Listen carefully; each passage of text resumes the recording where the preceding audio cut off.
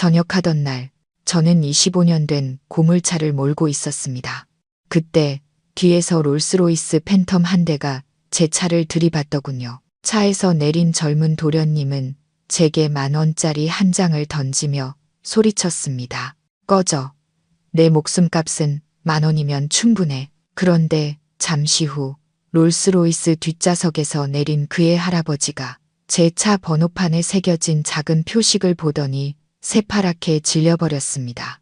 그리고 그가 던진 단 한마디에 현장의 모든 것이 얼어붙었습니다. 7월 말, 비가 추적추적 내리던 날, 저는 전역했습니다. 도시는 언제나처럼 소란스러웠지만 이상하게도 제 마음속은 텅 빈 것처럼 공허했죠. 20년의 군 생활이 눈 깜짝할 사이에 지나갔습니다. 20살의 앳된 신병 시절부터 머리에 희끗희끗 서리가 내린 지금까지 이렇게 조용히 군복을 벗게 될 날이 올 거라고는 한 번도 상상해 본 적이 없었습니다. 저는 20년도 더 된 낡은 차를 몰았습니다.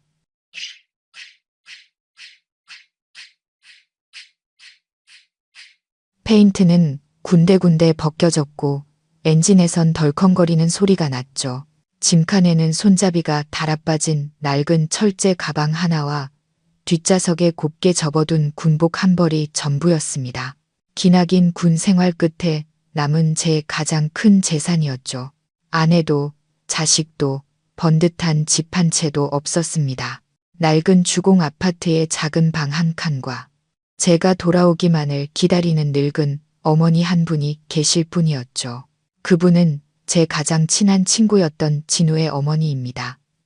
진우는 몇 해 전 군 수송 작전 중에 사고로 목숨을 잃었습니다. 아들이 세상을 떠난 후 홀로 남으신 어머니. 저는 그런 어머니를 친어머니처럼 여기며 전역하면 함께 살겠다고 약속했습니다. 심장이 약하신 데다 세월에 무릎 연골마저 닳아 한 걸음 떼시는 것조차 힘겨워하셨죠. 저는 도시 외곽의 큰 사거리에서 속도를 줄였습니다. 신호가 노란불로 바뀌자마자 차를 세웠죠. 바로 그때였습니다. 뒤에서 쾅 하는 둔탁한 소리가 들려왔습니다. 차 전체가 격렬하게 흔들렸고 제 몸은 앞으로 강하게 쏠리며 가슴을 핸들에 세게 부딪혔습니다. 정신을 차릴 틈도 없이 등 뒤에서 급브레이크 소리가 젖은 노면 위로 길게 끌렸습니다. 문을 열고 내리자 제 뒤에는 검은색 롤스로이스 팬텀이 서 있었습니다. 차체에 흐르는 빗방울이 보일 정도로 번쩍이는 차였죠. 그 차의 앞 범퍼는 살짝 찌그러졌고 제 낡은 차의 뒷부분은 형편없이 찌그러져 있었습니다. 롤스로이스의 문이 열리고 25살쯤 되어 보이는 청년이 내렸습니다. 값비싼 흰색 셔츠와 정장 바지, 손목에는 번쩍이는 시계를 차고 있었죠. 그는 저를 마치 고장난 물건 보듯 쳐다보며 소리쳤습니다. 눈은 폼으로 달고 다녀. 운전 이따위로 할 거야. 저는 깊게 숨을 들이마시고 대꾸했습니다. 노란 불에 멈춘 겁니다. 뒤에서 받은 건 그쪽 잘못이죠. 그러자 그는 비웃음을 터뜨리더군요. 신호 대기 중이던 차들과 구경꾼들이 지켜보는 앞에서 그는 주머니에 손을 쑥 넣더니 10,000원짜리 지폐 한 장을 꺼내 제 발 앞에 툭 던졌습니다. 얼마면 돼? 말해봐. 그의 목소리는 얼음장처럼 차가웠습니다. 이 고물차 10,000원이면 떡을 치겠네. 제가 그 자리에 얼어붙은 것은 돈 때문이 아니었습니다. 반평생을 규율과 자존심으로 살아온 한 남자의 명예가 짓밟혔기 때문입니다. 제가 몰아입을 떼기도 전에 롤스로이스의 뒷문이 다시 열렸습니다. 백발의 노인이 지팡이를 짚고 내렸죠. 말은 체구였지만 온몸에서 뿜어져 나오는 위험은 남달랐습니다. 그는 사고 현장을 한참 둘러보더니 제 낡은 차에 시선을 고정했습니다. 그러다 차 뒤편의 낡은 번호판을 보고는 그대로 멈춰 섰습니다. 그의 얼굴이 순식간에 굳어졌고 지팡이를 쥔 손이 미세하게 떨리기 시작했습니다. 노인은 제게 다가와 허리를 숙여 번호판을 자세히 들여다봤습니다. 번호판 한쪽 구석에는 과거 특수 임무를 수행했던 군용 차량에만 부여되던 작은 표식이 새겨져 있었죠. 노인은 갑자기 고개를 번쩍 들고 저를 똑바로 쳐다봤습니다. 선생, 이 차는 과거 어느 부대 소속이었소? 저는 놀랐지만 사실대로 답했습니다. 예, 군수지원사령부 수송부대 소속이었습니다. 수십 년 전 군수물자를 나르던 차량인데 부대 해체 후 제가 불화받아 몰고 있습니다. 노인은 말이 없었습니다. 노인 특유의 느릿함이 아닌 아주 깊은 기억과 마주한 사람의 침묵이었죠. 갑자기 그는 손자를 향해 돌아섰습니다. 목소리는 낮게 가라앉았지만 등골이 서늘해질 만큼 날카로웠습니다. 내가 방금 저분께 얼마를 던졌느냐? 네, 500, 아니, 10,000원이요. 손자가 어깨를 으쓱하며 대답했습니다. 그 순간 노인이 손을 번쩍 들더니 조금의 망설임도 없이 손자의 뺨을 후려쳤습니다. 짝, 소리가 시끄러운 사거리에 울려 퍼졌고 모두가 경악했습니다. 네가 지금 무슨 짓을 한 줄 아느냐? 노인이 으르렁거렸습니다. 이 차가 어떤 차인 줄 알아? 수십 년 전 매복 작전에서 내 목숨을 구해준 차다. 그때 그 차를 몰던 운전병은 그 자리에서 목숨을 잃었어. 손자의 얼굴이 새하얗게 질렸습니다. 노인은 다시 저를 돌아봤고 그의 눈은 붉게 충혈되어 있었습니다. 선생은 그때 그 운전병의 전우시군요. 제 목이 꽉 메어왔습니다. 수송트럭 운전석에서 피를 흘리며 죽어가던 친구 진우의 모습이 눈앞에 선명하게 떠올랐습니다. 예, 맞습니다. 제가 고개를 끄덕였습니다. 그러자 노인은 갑자기 제 앞에서 허리를 깊이 숙였습니다. 시끄러운 사거리 한복판에서 수많은 사람들의 놀란 시선 앞에서 말입니다.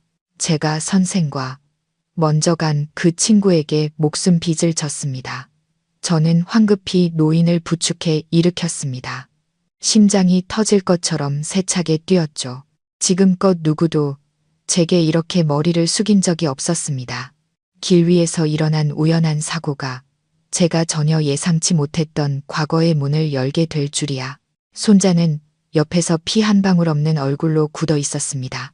노인은 그를 돌아보며 나지막하지만 한 글자 한 글자가 망치처럼 떨어지는 목소리로 말했습니다. 오늘부터 넌 내 손자가 아니다. 그리고는 다시 저를 바라봤습니다. 그 깊은 눈빛에 저도 모르게 등골이 서늘해졌습니다. 어디로 가시는 길이요? 잠시 뵙고 싶습니다. 저는 왜 이토록 부유하고 권세 있는 노인이 전역하고 빈손뿐인 저를 만나고 싶어 하는지 이해할 수 없었습니다. 저는 낡은 주공, 아파트 주소를 말했습니다.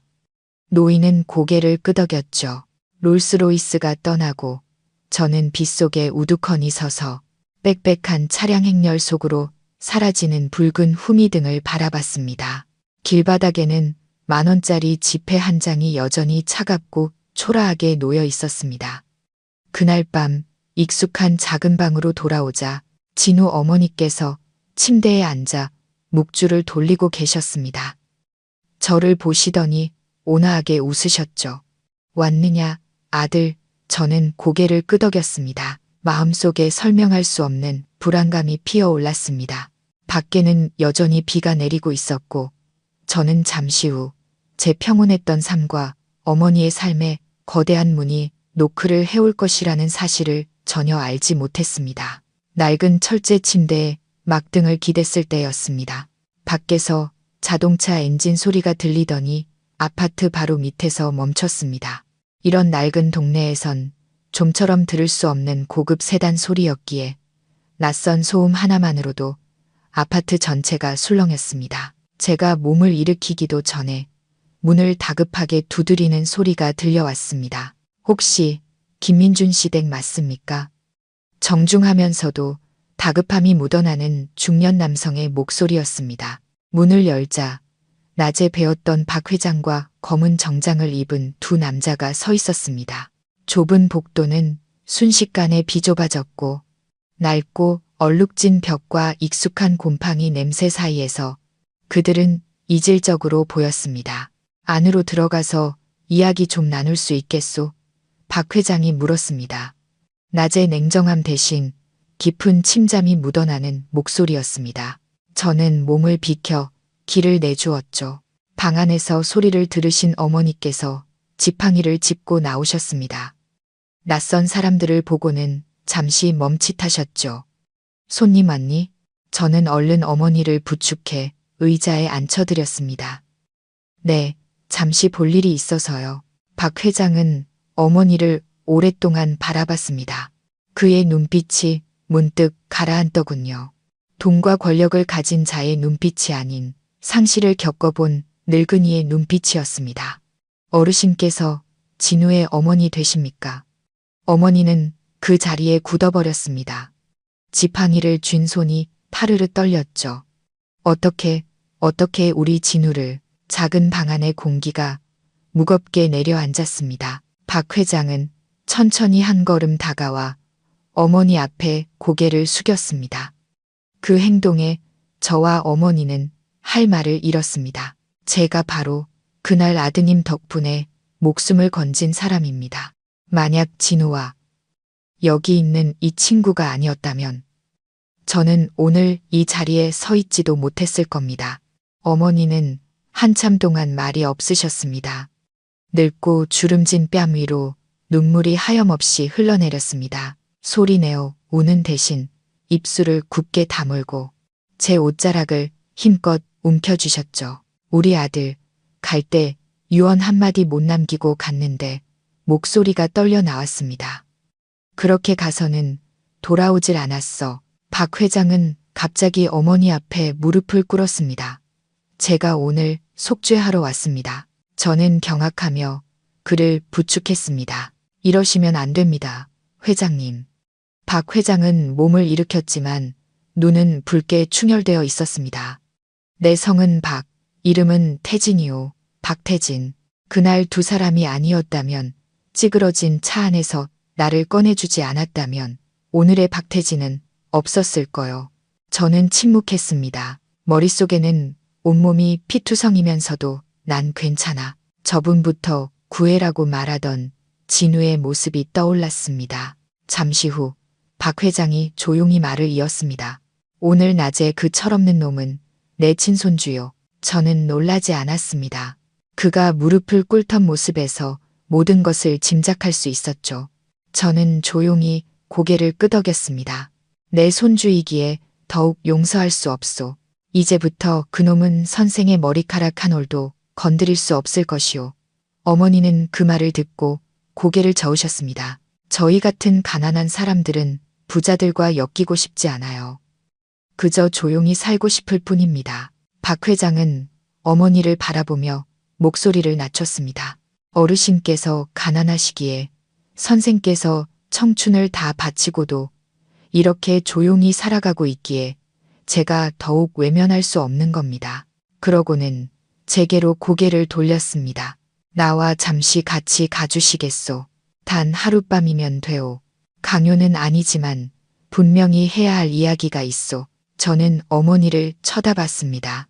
어머니는 잠시 침묵하시더니 고개를 끄덕이셨죠. 다녀오너라. 엄마는 집에서 기다릴게. 아파트를 나설 때 저는 마치 익숙한 세계를 떠나 완전히 낯선 곳으로 들어가는 듯한 기분이었습니다. 검고 번쩍이는 고급 세단은 빗길을 미끄러지듯 달렸습니다. 가로등 불빛이 차창에 길고 차가운 흔적을 남겼죠. 나를 원망하시오?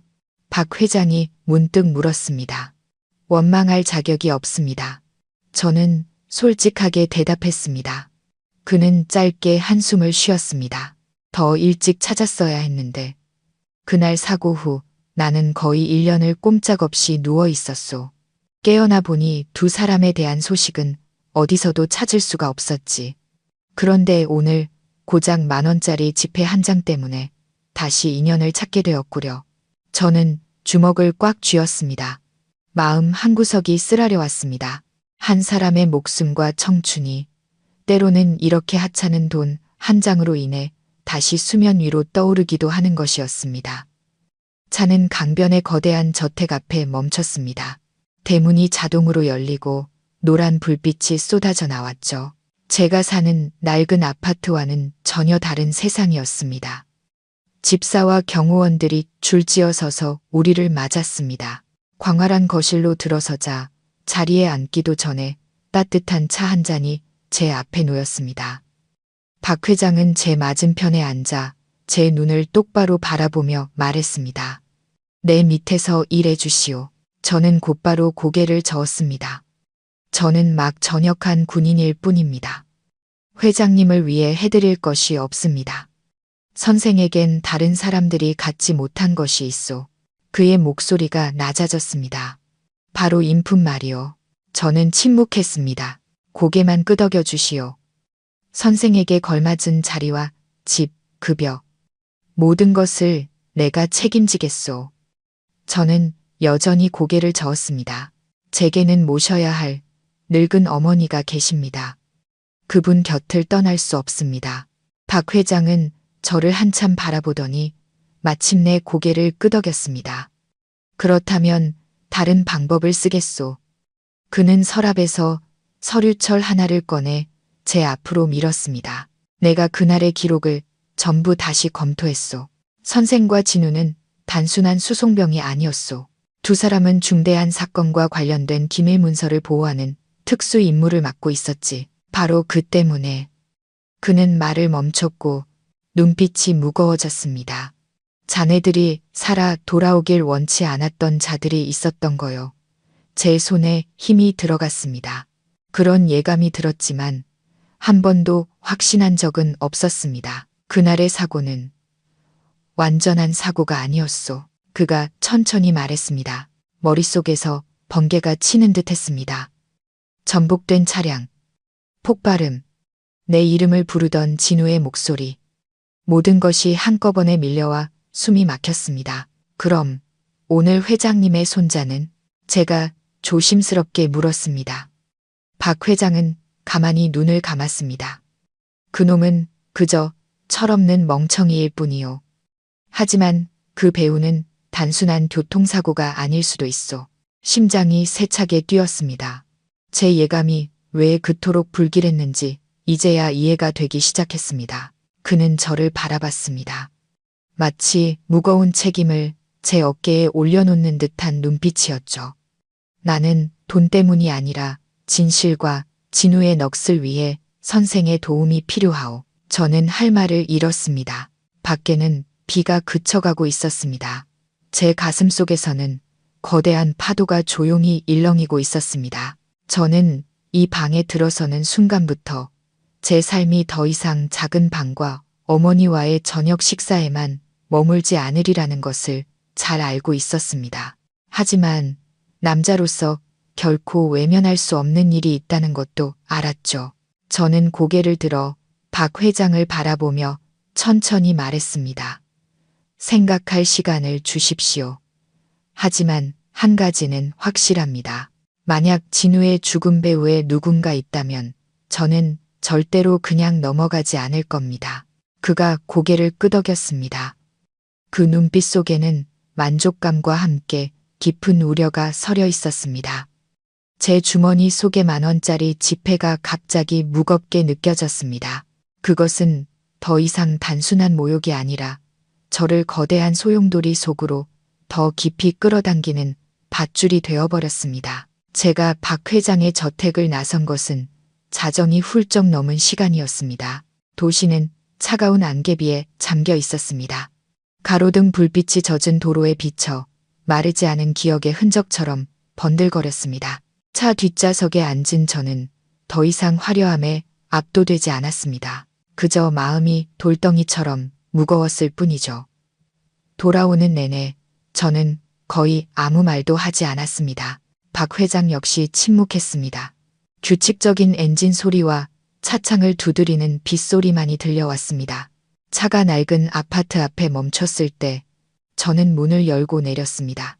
박 회장은 반쯤 내린 차창 너머로 저를 보며 말했습니다. 걱정 마시오. 조용히 사람을 붙여두겠소. 누구든 두 분을 건드리는 자가 있다면 내가 가만두지 않을 테니 저는 작게 고개를 끄덕였습니다. 그저 조용히 지내고 싶을 뿐입니다. 그는 더 말하지 않고 운전사에게 차를 돌리라고 했습니다. 고급 세단이 미끄러지듯 사라지고 익숙한 곰팡이와 젖은 쓰레기 냄새가 나는 어두운 골목만이 남았습니다. 저는 한참을 서 있다가 방으로 들어갔습니다. 어머니는 여전히 낡은 침대에 등을 기댄 채 앉아 흐릿한 눈으로 문 쪽을 바라보고 계셨습니다. 왔느냐? 어머니가 나지막이 물으셨습니다. 네, 왔습니다. 저는 어머니께 따뜻한 물 한 잔을 따라드렸습니다. 어머니는 한 모금 작게 마시더니 고개를 저으셨습니다. 부자들은 힘이 센 사람들이야. 너무 깊이 엮이지 말거라. 저는 어머니의 주름진 손을 보았습니다. 종이처럼 얇은 피부 아래로 푸른 힘줄이 선명했죠. 저는 수많은 상처를 붕대로 감아봤지만 지금 어머니의 눈에 서린 두려움보다 깊은 상처는 본 적이 없었습니다. 걱정 마세요, 어머니. 저 자신을 지킬 줄 압니다. 하지만 저 자신도 정말 그럴 수 있을지 확신할 수 없었습니다. 그날 밤 저는 거의 잠을 이루지 못했습니다. 눈을 감을 때마다 피투성이로 들것에 실려 총탄 소리 속에서 제 이름을 부르던 진우의 모습이 떠올랐습니다. 새벽녘에 식은땀에 흠뻑 젖은 채 잠에서 깼습니다.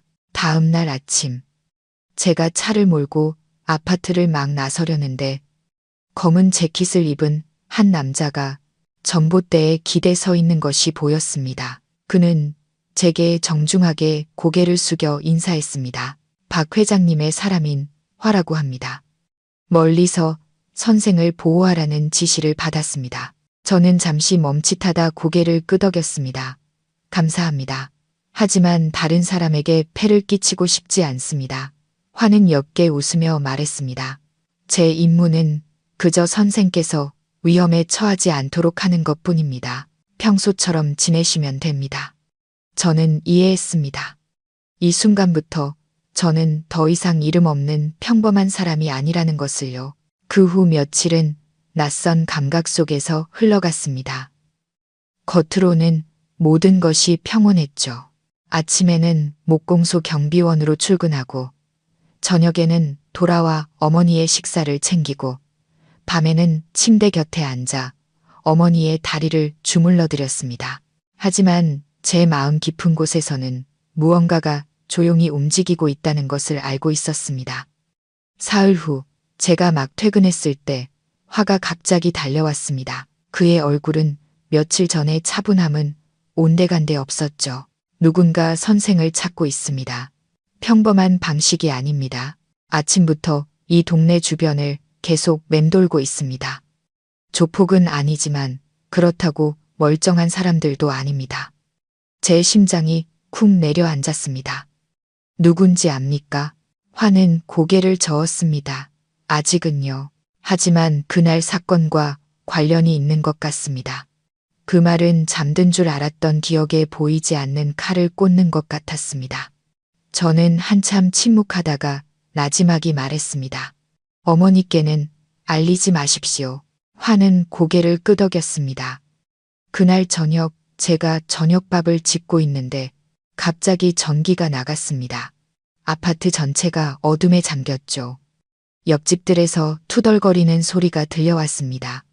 제가 막 등잔불을 켰을 때 밖에서 가볍게 문을 두드리는 소리가 들렸습니다. 문을 열자 낯선 남자가 서 있었습니다. 키가 크고 마른 체격에 얼굴의 반을 가리는 모자를 푹 눌러쓰고 있었죠. 진우 씨, 어머님 아드님 되시죠? 남자의 목소리는 탁하게 잠겨 있었습니다. 저는 고개를 끄덕였습니다. 누굴 찾으시죠? 따로 드릴 말씀이 있어서요. 저는 그의 등 뒤를 힐끗 쳐다봤습니다. 짙은 어둠이 골목을 삼키고 있었죠. 불길한 예감이 들었습니다. 여기서 말씀하시죠. 남자는 비웃었습니다. 그날 사고의 진실이 뭔지 궁금하지 않으십니까? 그 순간 제 온몸이 긴장으로 굳었습니다. 뭘 알고 있소? 제가 목소리를 낮춰 물었습니다. 그는 한 걸음 다가와 목소리를 낮췄습니다. 진우 씨는 우연한 사고로 죽은 게 아니오. 그가 살기를 원치 않았던 자가 있었기 때문이지. 저는 주먹을 꽉 쥐었습니다. 누구지? 그는 고개를 저었습니다. 나는 소식을 전하는 사람일 뿐. 더 자세히 알고 싶다면 내일 저녁 7시 정각에 강변 페나루터로 혼자 나오시오. 누군가를 데려오면 당신은 영원히 진실을 알 수 없을 거요. 말을 마친 그는 등을 돌려 어둠 속으로 빠르게 사라졌습니다. 마치 처음부터 없었던 사람처럼요. 저는 문을 닫고 벽에 등을 기댔습니다. 심장이 가슴속에서 무겁게 울렸습니다. 방 안에서 어머니가 작게 기침하시며 물으셨습니다. 누가 왔었니? 전기요금 받으러 온 사람이요. 저는 무거운 마음으로 거짓말을 했습니다. 다음 날 아침 저는 박 회장을 찾아갔습니다. 제 이야기를 다 들은 그는 오랫동안 생각에 잠겼습니다. 놈들이 움직이기 시작했군. 그들이 누군지 아십니까? 아직은 이르오. 하지만 그날 사건의 배후에 있던 자들이 아직 손을 떼지 않은 건 확실하오. 저는 그를 똑바로 쳐다봤습니다. 오늘 밤 페나루터에 가겠습니다. 그는 즉시 반대했습니다. 안 돼. 너무 위험해. 가야만 합니다. 이게 유일한 기회입니다. 그는 제 손을 꽉 잡았습니다. 그렇다면 내 사람들을 따라붙이겠네. 저는 고개를 저었습니다. 분명히 경고했습니다. 누가 따라오면 나타나지 않겠다고. 저 혼자 가겠습니다. 박 회장의 눈에는 걱정과 무력감이 뒤섞여 있었습니다. 한참 후에야 그는 천천히 말했습니다. 기억하시오. 선생의 목숨은 더 이상 선생 혼자만의 것이 아니라는 걸. 저는 그가 어머니를 염두에 두고 한 말임을 알았습니다. 저는 조용히 고개를 끄덕였습니다. 해는 금방 저물었고 하늘은 잿빛이었습니다. 어둑어둑해질 무렵 저는 아파트를 나섰습니다. 화가 멀리서 걱정스러운 눈빛으로 저를 지켜봤지만 막지는 못했습니다. 강변의 페나루터는 수년간 버려져 있었습니다. 잡초가 허리까지 자라 있었고 강바람에 비릿한 흙냄새가 실려왔습니다. 저는 깜빡이는 가로등 불빛 아래 홀로 서 있었습니다. 시계는 정확히 7시를 가리켰죠. 1분 1초가 심장 박동처럼 무겁게 흘러갔습니다.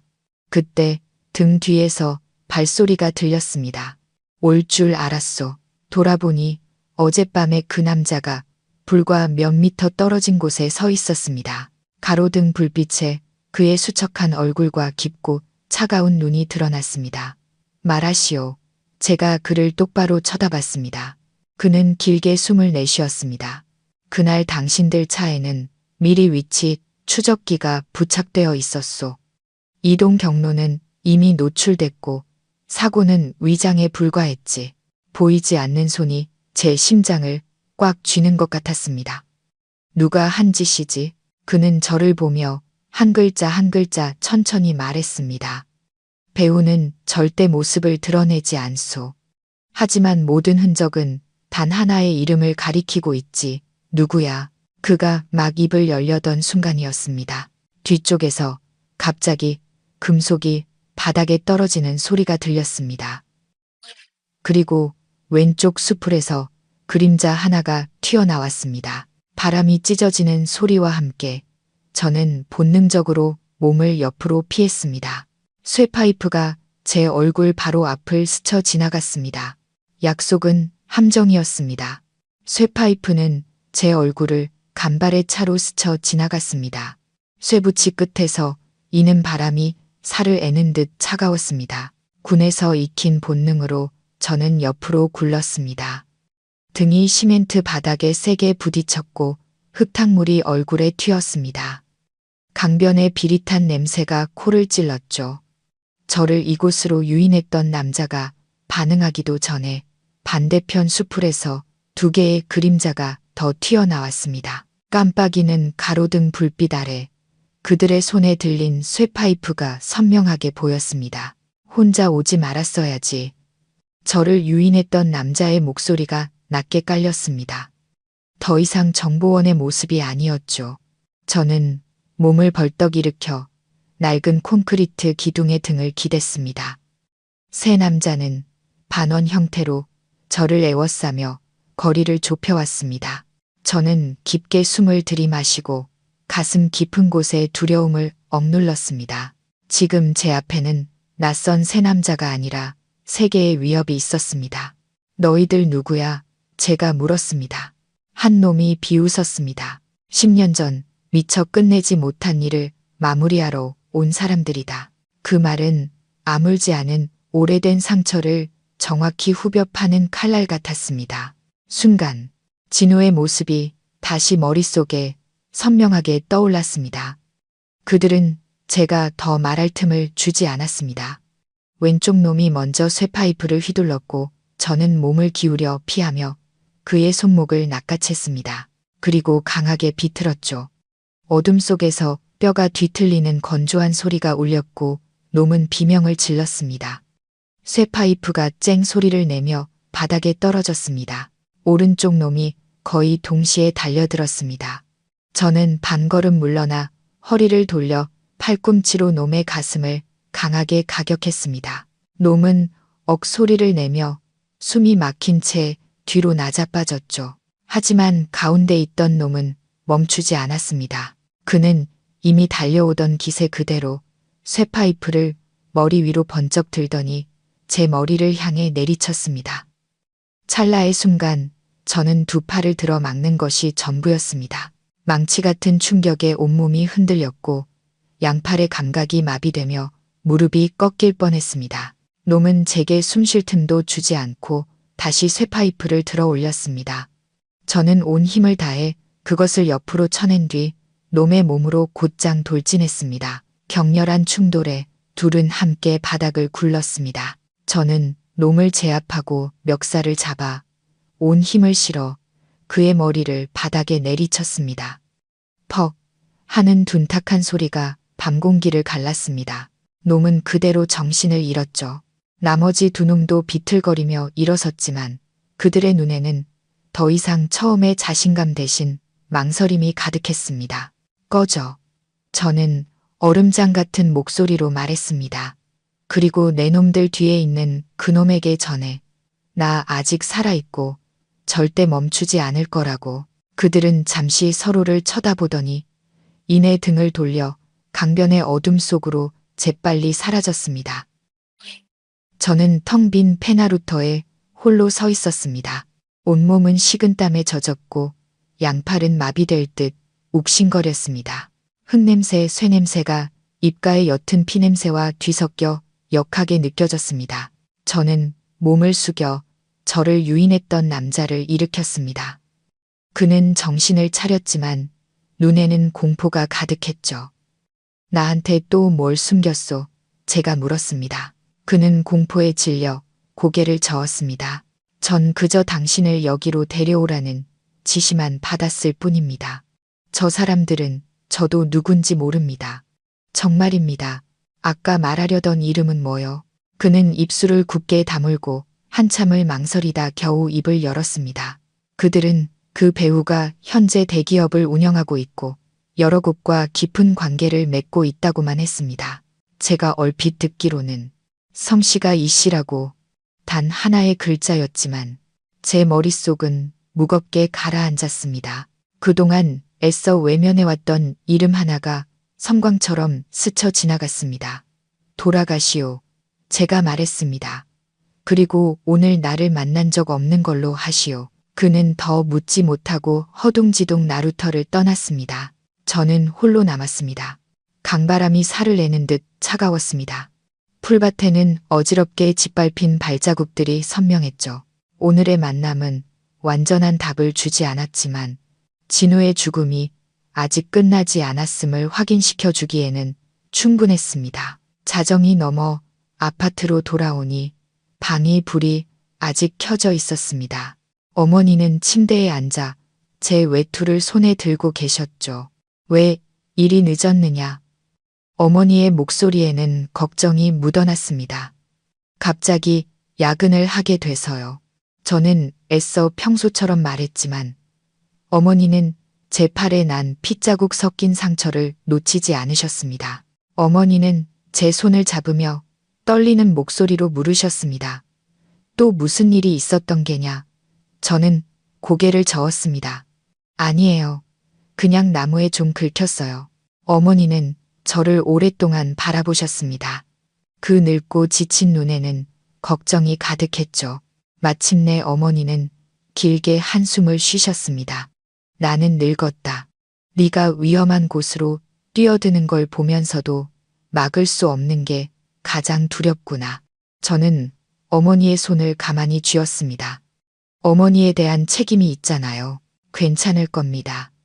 그날 밤 어머니는 잠을 설치셨고 저는 뜬 눈으로 밤을 새웠습니다. 벽에 등을 기댄 채 복도에서 들려오는 작은 소리 하나하나에 귀를 기울였습니다. 다음 날 아침 화가 일찍 찾아왔습니다. 임시로 붕대를 감은 제 팔을 보고는 무슨 일이 있었는지 바로 알아차렸죠. 나루터에 갔었군요. 저는 부인하지 않았습니다. 이미 말했습니다. 아주 위험하다고. 가지 않았다면 아무것도 알 수 없었을 겁니다. 화는 잠시 침묵하더니 말했습니다. 박 회장님께서 지금 바로 뵙고 싶어 하십니다. 강변 저택에서 박 회장은 제가 처음부터 끝까지 털어놓는 이야기를 들었습니다. 그의 얼굴은 점점 더 굳어졌죠. 이씨라. 그는 그 성씨를 되뇌었고 눈빛은 점점 더 날카로워졌습니다. 나 역시 오래전부터 그를 의심하고 있었소. 그에 대해 잘 아십니까? 그는 천천히 고개를 끄덕였습니다. 알다 뿐이겠소. 한때 내 사업 파트너였으니. 우리는 한때 같은 판 위에 서 있었지. 그날 사고 이후로 그는 승승장구했소. 제 심장이 차갑게 식어내렸습니다. 만약 그가 맞다면 위험해지는 건 선생뿐만이 아니요. 박 회장이 말했습니다. 나조차도 편치 못할 것이요. 두려우십니까? 제가 조심스럽게 물었습니다. 그는 저를 똑바로 쳐다보며 비웃었습니다. 나는 살 만큼 살았소. 내가 가장 두려워했던 일은 10년 전 병원에서 숨이 넘어가면서도 누가 나를 구했는지조차 몰랐을 때 이미 일어났소. 그는 가만히 눈을 감았다가 천천히 말했습니다. 만약 두려움 때문에 외면한다면 자네들이 목숨 걸고 구해준 이 목숨값을 할 자격이 없는 것이지. 우리는 더 말하지 않고 서로를 바라봤습니다. 두 사람 모두 이 순간부터 모든 것이 새로운 국면으로 접어들었음을 이해했습니다. 앞으로 당분간은 절대 혼자 있어선 안 돼요. 그가 말했습니다. 직장에도 집에도 경호를 강화하겠소. 저는 거절하려 했지만 어머니를 생각하자 입을 뗄 수 없었습니다. 그날 오후 아파트에 돌아오니 문 앞에 낯선 두 남자가 나무 그늘 아래 서 있었습니다. 그들은 아무 말 없이 조용히 주위를 살필 뿐이었죠. 박 회장의 사람들이라는 것을 알 수 있었습니다. 그들을 본 어머니는 걱정스러운 얼굴로 저를 가까이 부르셨습니다. 요즘 우리 집에 낯선 사람들이 너무 드나드는구나. 마음이 영 불안하다. 저는 어머니께서 이미 불길한 낌새를 느끼셨다는 것을 알았습니다. 다만 그 심각성을 전부 이해하지 못하실 뿐이었죠. 밤이 깊어 아파트의 불들이 하나둘 꺼져갈 때 저는 창가에 서서 길고 어두운 골목을 내다봤습니다. 마음이 이렇게 무거웠던 적은 없었습니다. 적은 어둠 속에서 모습을 드러내기 시작했습니다. 그리고 저는 앞으로 다가올 일들이 더 이상 산발적인 기습이 아닐 것이라는 것을 알았습니다. 진짜 게임은 이제 막 시작된 것이었습니다. 그날 밤은 가슴에 돌을 얹은 듯 무겁게 지나갔습니다. 저는 어머니 곁에 누워 어둠 속에서 들려오는 규칙적인 숨소리를 들으며 좀처럼 눈을 감지 못했습니다. 머릿속에는 페나루터의 괴한들, 얼굴을 스쳐 지나간 쇠파이프, 그리고 허공에 칼날처럼 떠다니는 이라는 글자가 계속 맴돌았습니다. 동이 틀 무렵에야 겨우 눈을 붙였는데 이미 날이 밝아오고 있었습니다. 골목 어귀에서 들려오는 빵 장수의 외침 소리에 잠이 깼습니다. 어머니는 어느새 일어나 부엌에서 아궁이에 불을 지피고 계셨습니다. 일어났으면 세수하고 아침 먹어라. 식겠다. 어머니가 말씀하셨습니다. 저는 어머니의 굽은 등을 바라보며 가슴 한구석이 저려왔습니다. 앞으로 닥쳐올 폭풍 속에서 제가 아무리 감추려 해도 어머니는 예전처럼 평온하실 수 없으리라는 것을 알았기 때문입니다. 아침을 막 먹고 났을 때 화에게서 전화가 왔습니다. 오늘 출근하지 마십시오. 박 회장님께서 급히 뵙자고 하십니다. 저는 어머니께 바깥에 일이 생겨 점심때쯤 돌아올 것이라고 말씀드렸습니다. 어머니는 잠시 저를 바라보시더니 걱정스러운 눈빛으로 조용히 고개를 끄덕이셨습니다. 강변 저택의 서재에서 박 회장은 이미 저를 기다리고 있었습니다. 책상 위에는 서류와 낡은 사진들이 어지럽게 흩어져 있었죠. 어젯밤 우리 쪽도 조용하지 않았소. 그가 천천히 말했습니다. 누군가 그룹의 낡은 자료 보관 창고에 침입했더군. 제 심장이 쿵 내려앉았습니다. 무엇을 찾으러 온 걸까요? 10년 전 자료겠지. 아주 시기적절하지 않소? 그가 저를 똑바로 쳐다봤습니다. 그 말은 배후에 있는 자가 두려워하기 시작했다는 증거요. 저는 침묵했습니다. 사람들은 진실이 드러나기 직전에야 두려워하는 법이니까요. 박 회장은 제게 사진 한 장을 밀었습니다. 사진 속에는 한 남자가 거대한 회사 건물 앞에 서 있었습니다. 위쪽 간판에는 L로 시작하는 글자만 희미하게 보였죠. 이 자가 나와 선생이 함께 의심하는 사람이요. 그가 말했습니다. 이강진, 한때 회사의 핵심 주주였지. 그날 사건 이후 그가 운송사업 부문을 독차지했소. 과거의 모든 운송로는 이제 그의 회사 소관이요. 저는 사진을 쥔 손에 힘을 주었습니다. 혼란스러운 기억의 빈칸에 또 다른 조각이 맞춰졌습니다. 어떻게 하실 생각이십니까? 제가 물었습니다. 기다릴 거요. 그가 짧게 대답했습니다. 그가 스스로 꼬리를 드러낼 때까지. 하지만 그동안 선생과 어르신은 절대적으로 안전해야 하오. 저는 더 말하지 않았습니다. 집으로 돌아오는 길, 저택 주변에 낯선 얼굴들이 더 늘어난 것을 보았습니다. 경호망이 한층 더 촘촘해진 것이었죠. 그날 오후 제가 골목 어귀로 막 들어섰을 때 어머니가 평소처럼 마루에 앉아 계시지 않았습니다. 방문은 닫혀 있었고 집안은 이상할 정도로 조용했습니다. 불길한 예감이 들었습니다. 어머니, 제가 불렀지만 대답이 없었습니다. 심장이 세차게 뛰기 시작했습니다. 저는 문을 밀고 안으로 들어갔습니다. 방은 텅 비어 있었습니다. 어머니의 지팡이가 벽에 기대어 있었고 아궁이는 차갑게 식어 있었습니다. 식탁 위에는 급하게 접힌 종이 한 장만이 놓여 있었죠. 종이를 펼치는 제 손이 떨렸습니다. 이 늙은이가 무사하길 바란다면 오늘 밤 9시 정각에 강변 폐창고로 혼자 나와라.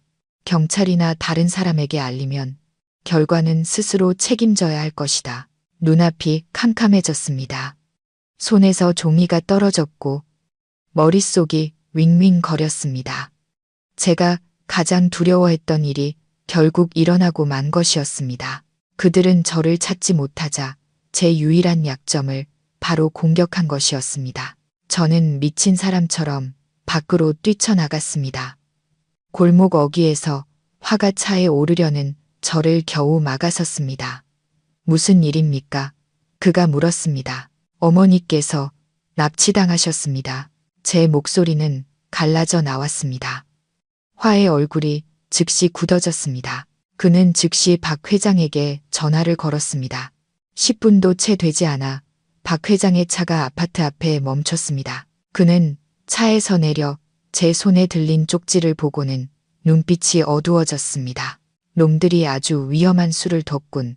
그가 말했습니다. 하지만 절대 혼자 가서는 안 돼요. 아닙니다. 저는 고개를 저었습니다. 분명히 경고했습니다. 누가 따라가면 어머니의 목숨이 위험하다고. 공기는 활시위처럼 팽팽해졌습니다.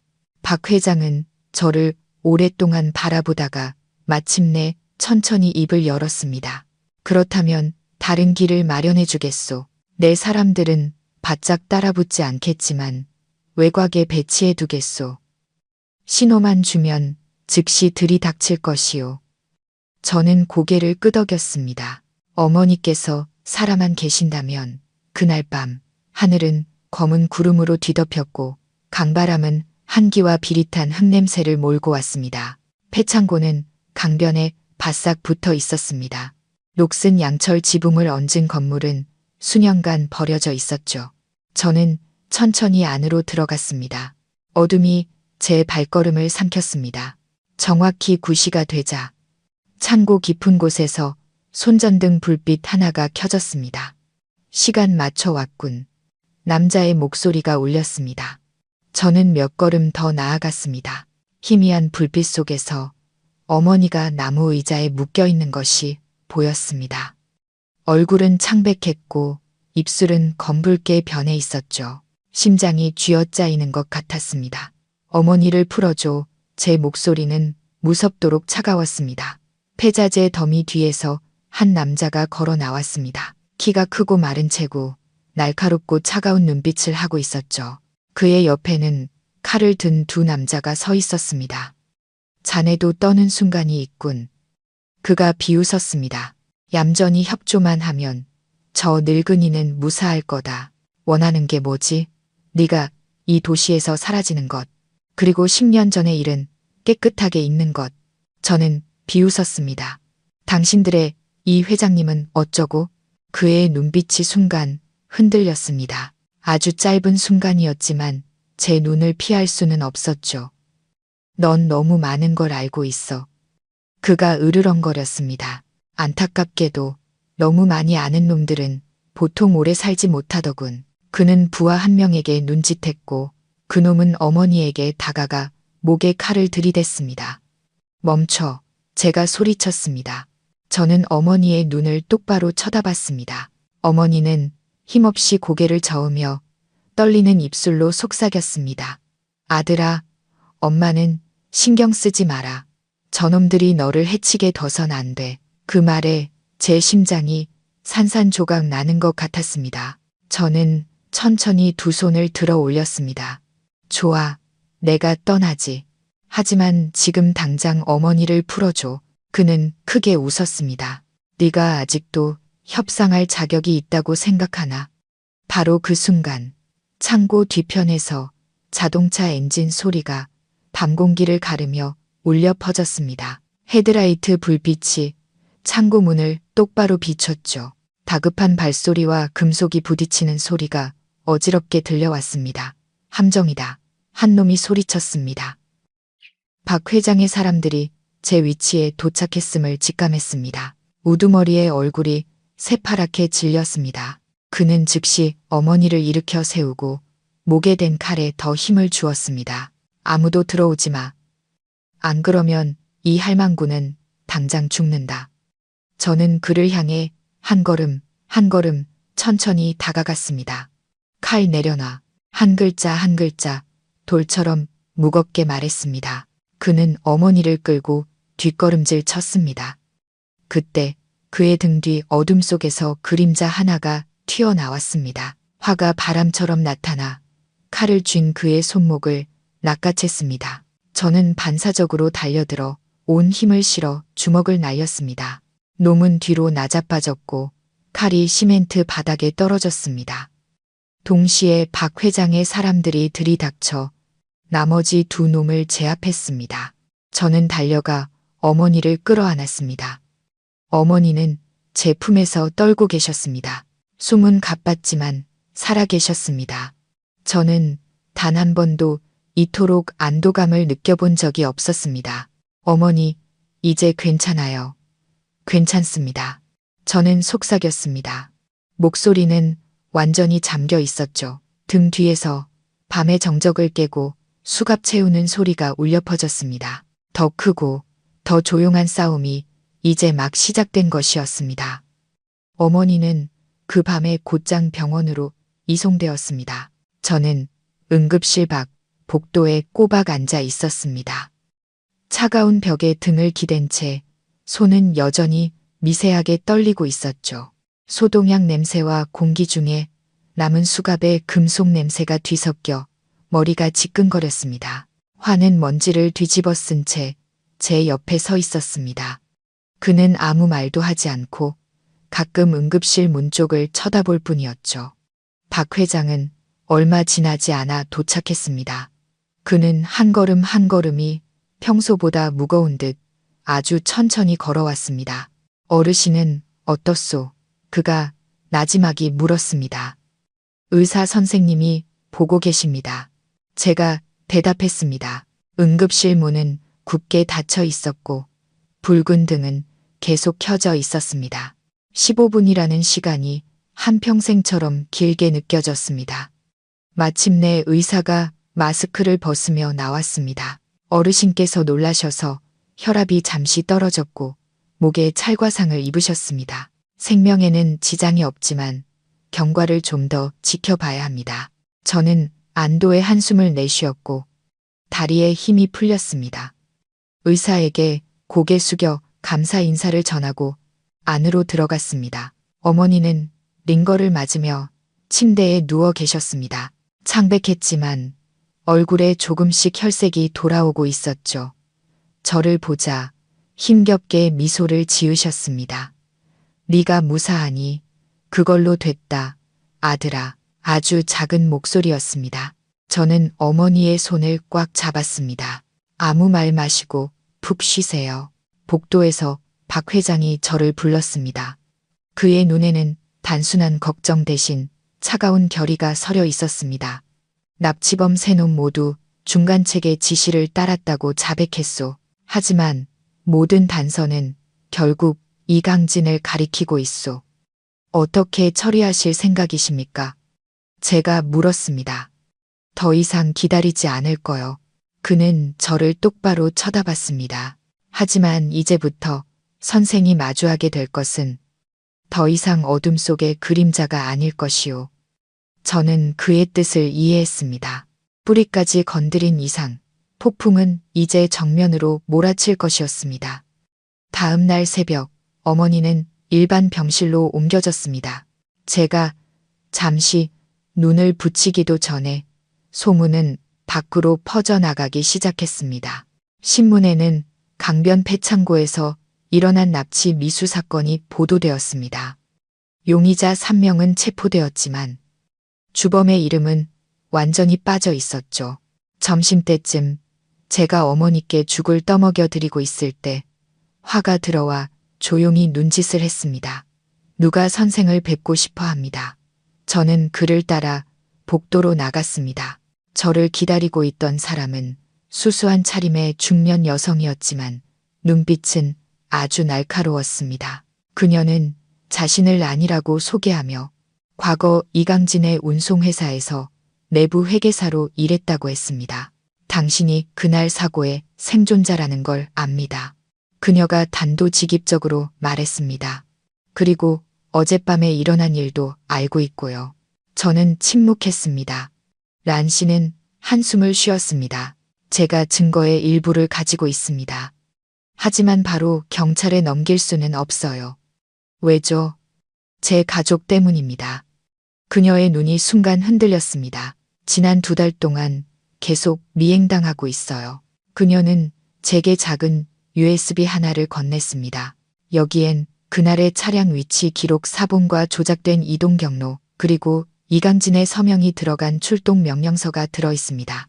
심장이 꽉 조여오는 것 같았습니다. 왜 저를 선택하셨습니까? 오늘 아침 뉴스에서 당신의 눈빛을 봤기 때문입니다. 그녀가 조용히 말했습니다. 진실 외에는 더 이상 잃을 것이 없는 사람의 눈빛이었죠. 그날 밤 저는 박 회장과 함께 USB의 모든 자료를 직접 확인했습니다. 조작된 숫자와 좌표, 시간들이 소름 끼치도록 정확하게 맞아떨어졌습니다. 우리의 이동 경로는 출발 직전에 변경되었고 가장 가까운 정비소는 의도적으로 지나치게 되어 있었습니다. 그것은 처음부터 계획된 함정이었습니다. 박 회장은 모니터 앞에서 오랫동안 말이 없다가 마침내 책상을 세게 내리쳤습니다. 역시 그놈이었어. 이제 의심할 여지가 없군. 제가 직접 그를 만나고 싶습니다. 제가 말했습니다. 그는 고개를 저었습니다. 지금 선생이 나서면 안 돼요. 그는 정체가 드러나기 전에 반드시 선생을 제거하려 할 것이요. 죽음은 두렵지 않습니다. 저는 그의 눈을 똑바로 쳐다봤습니다. 다만 진우가 억울하게 죽도록 내버려 둘 수는 없습니다. 박 회장은 저를 한참 바라보다가 천천히 일어섰습니다. 그렇다면 약자의 방식이 아닌 아직 돌아갈 길이 있는 자의 방식으로 싸우겠소. 계획은 그날 밤 바로 세워졌습니다. 박 회장은 거대한 사업 거래를 이용해 이강진이 직접 모습을 드러내도록 유도할 것이었습니다. 모든 자료는 거래가 성사되는 즉시 수사기관에 넘겨질 예정이었죠. 그리고 저는 미끼가 되기로 했습니다. 그 말을 듣는 순간 저는 멈칫했습니다. 제가 미끼가 된다고요. 그가 선생이 두려움에 떨며 곧 사라질 것이라고 믿어야만 스스로 모습을 드러낼 것이요. 그가 말했습니다. 저는 어머니가 누워 계신 병실 쪽을 바라봤습니다. 이렇게 망설여 본 적은 없었습니다. 하지만 저는 결국 고개를 끄덕였습니다. 이틀 후 제가 납치 사건의 충격으로 도시를 떠날 준비를 하고 있다는 소문이 퍼졌습니다. 화는 의도적으로 가짜 이동 경로를 흘렸고 모든 것은 계획대로 진행되었습니다. 셋째 날 밤, 제가 외곽의 임시 거처에 혼자 있을 때 전화가 울렸습니다. 낯선 번호였죠. 자네, 정말 도망갈 준비를 하는군. 낮고 탁한 남자의 목소리가 들려왔습니다. 하지만 가기 전에 나를 한번 만나는 게 좋을 것 같은데 당신과 할 말 없습니다. 아니, 있지. 그가 비웃었습니다. 자네의 죽은 친구에 대해서 말이야. 제 온몸이 차갑게 식었습니다. 이강진의 목소리였습니다. 장소는 제가 물었습니다. 남항의 낡은 컨테이너 부두. 혼자 와라. 전화가 끊겼습니다. 저는 무거운 마음으로 휴대폰을 내려놓았습니다. 저는 이것이 더 이상 간접적인 충돌이 아님을 알았습니다.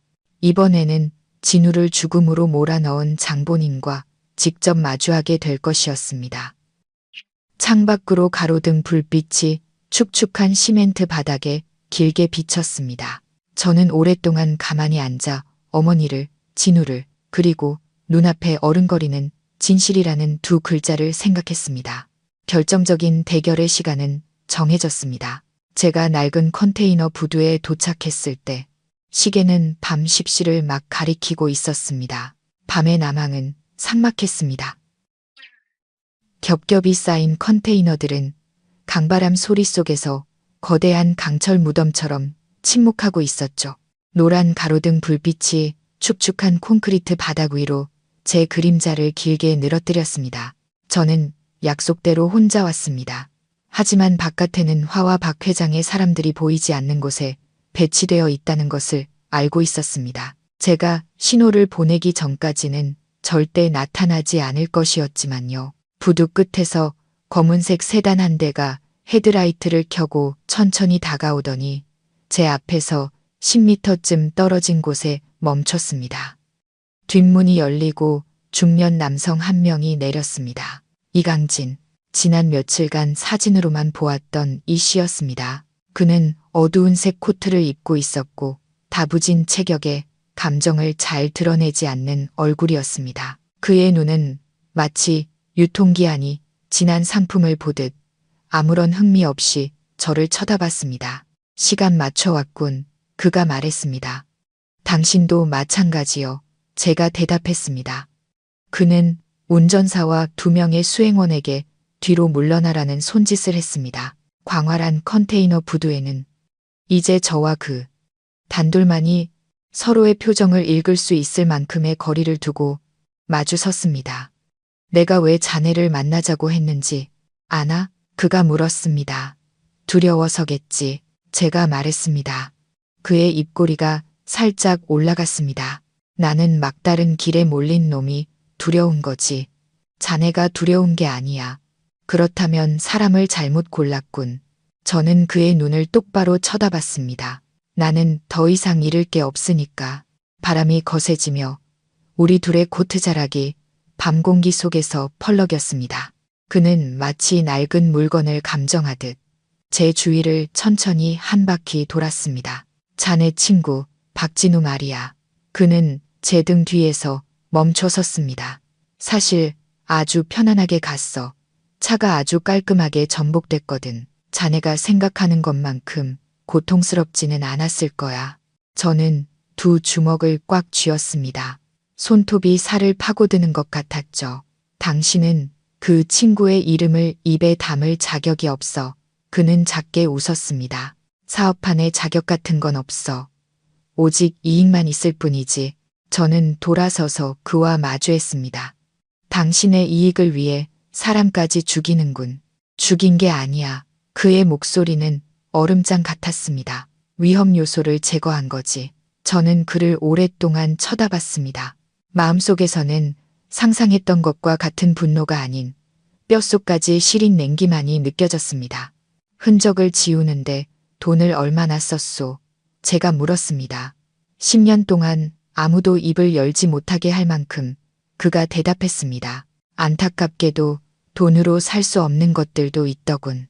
그는 저를 힐끗 쳐다봤습니다. 예를 들면 자네 목숨 같은 거. 저는 비웃었습니다. 그리고 당신의 양심 같은 것도. 그의 눈빛이 순간 어두워졌습니다. 네가 이겼다고 생각하나? 저는 주머니에서 USB를 천천히 꺼냈습니다. 나는 승리가 필요한 게 아니오. 그저 진실이 드러나길 바랄 뿐이지. 그는 잠시 멈칫했습니다. 아주 짧은 순간이었지만 저는 그의 눈에서 동요를 읽을 수 있었죠. 당신의 옛 회계사는 내 편에 서기로 했소. 제가 말을 이었습니다. 이동 경로, 위치 기록, 출동 명령서, 모든 게 이 안에 있소. 그는 몇 초간 말이 없다가 이내 큰 소리로 웃었습니다. 그까짓 게 나를 무너뜨릴 수 있을 것 같나.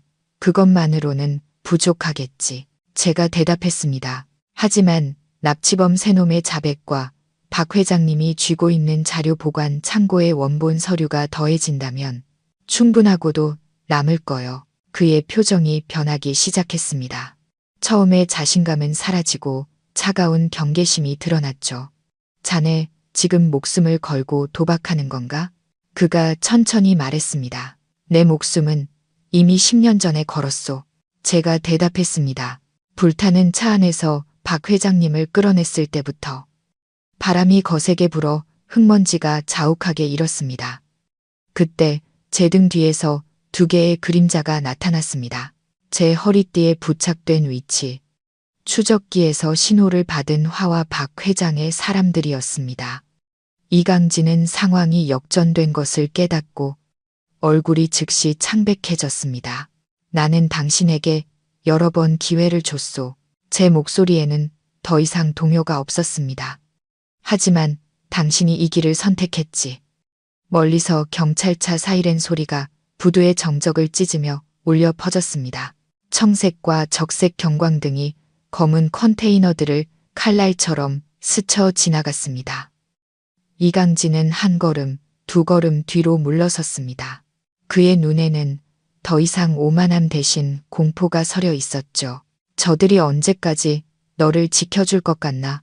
그가 으르렁거렸습니다. 넌 아무 힘도 없는 놈일 뿐이야. 저는 평온하게 그를 바라봤습니다. 하지만 나는 진실을 가진 사람이지. 경찰들이 순식간에 들이닥쳐 그의 부하들을 제압했습니다. 이강진은 부두 한가운데서 수갑이 채워졌습니다. 경찰차로 연행되어 제 옆을 지나갈 때 그는 멈춰서서 제 귀에 대고 속삭였습니다. 네가 이긴 것 같나? 이 게임 아직 안 끝났어. 저는 대답하지 않고 그를 태운 차가 어둠 속으로 사라지는 것을 조용히 지켜봤습니다. 강바람이 살을 내는 듯 차가웠습니다. 저는 텅 빈 컨테이너 부두에 서서 이상한 공허함을 느꼈습니다. 환호성도 상상했던 통쾌함도 없었죠. 그저 작별 인사도 없이 한 시대가 막을 내린 듯한 깊은 슬픔만이 남았습니다. 화가 다가와 제 어깨에 손을 얹었습니다. 해내셨습니다. 저는 고개를 저었습니다. 아직이요. 진우에게 필요한 건 체포가 아니라 정이니까. 그날 밤 병원으로 돌아왔을 때 어머니는 잠들어 계셨습니다. 머리맡에 작은 등불이 어머니의 수척한 얼굴을 비추고 있었죠. 저는 그 곁에 오랫동안 앉아 조용히 어머니의 손을 잡았습니다. 어머니, 이제 곧 편안해지실 겁니다. 저는 속삭였습니다. 제가 약속합니다. 창밖의 밤하늘은 별 하나 없이 깊었지만 제 마음속에는 작은 불씨 하나가 다시 피어올랐습니다. 증오의 불씨가 아닌 마지막 판결을 향한 기다림의 불씨였습니다. 컨테이너 부두에서의 그 밤 이후 도시는 이상하게 소란스러워졌습니다. 이강진의 체포 소식은 이름이 공개되지 않았음에도 불구하고 빠르게 퍼져나갔습니다. 재계에서는 조심스러운 눈빛과 말끝을 흐리는 전화통화로 흉흉한 소문이 돌기 시작했죠. 저는 병원에서의 일상으로 돌아왔습니다. 낮에는 어머니를 돌보고 밤에는 텅 빈 복도에 등을 기댄 채 들것 바퀴가 굴러와 사라지는 소리를 들었습니다. 모든 것이 잠잠해진 듯했지만 제 마음은 전혀 평온하지 않았습니다. 위험이 사라진 것이 아니라 그저 얇은 막 뒤로 한 걸음 물러났을 뿐이라는 느낌이 들었죠. 사흘 후 오후에 화가 저를 찾아왔습니다. 그의 얼굴에는 체포하던 날 밤의 안도감 대신 감추기 힘든 긴장감이 서려 있었습니다. 이강진이 입을 열기 시작했습니다. 화가 작게 말했습니다. 하지만 아주 교묘하게 혐의를 돌리고 있습니다. 쉽게 죄를 인정할 사람이 아니지. 제가 대답했습니다. 게다가 화는 잠시 말을 망설였습니다. 그의 배후에 있던 자들이 아직 전부 드러나지 않은 정황이 포착됐습니다. 제 심장이 쿵 내려앉았습니다. 저 역시 이강진 같은 인물이 지난 10년간 아무런 배경 없이 그런 거대한 조직을 운영했을 거라고는 생각하지 않았습니다. 오늘 밤 박 회장님께서 뵙고 싶어 하십니다. 저는 화에게 어머니를 잠시 부탁하고 병원을 나섰습니다. 이미 어둑해진 하늘에서 가는 비가 내렸습니다. 빗줄기는 길가의 나뭇잎 사이를 얇은 실처럼 파고들었죠. 박 회장의 서재는 불이 켜져 있었습니다. 그는 창가에 서서 어두운 정원을 내다보고 있었고 책상 위에는 이전보다 훨씬 두꺼워진 서류철이 놓여 있었습니다. 앉게 그가 말했습니다. 목소리가 무겁고 지쳐 보였습니다. 제가 자리에 앉자마자 그는 이강진의 첫 진술서 사본을 제게 밀었습니다. 그는 위치 추적기 부착과 경로 수정을 모두 인정했소. 박 회장이 말했습니다. 하지만 그 동기를 나와의 사업적 마찰로만 국한시키고 있소. 진짜 배우는요? 제가 물었습니다. 입을 열지 않고 있소. 그가 한숨을 쉬었습니다. 그리고 나는 그가 최종 결정권자가 아니라고 믿고 있소. 저는 할 말을 잃었습니다.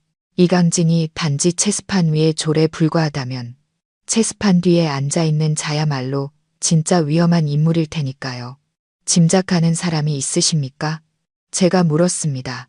박 회장은 저를 오랫동안 바라보다가 천천히 입을 열었습니다.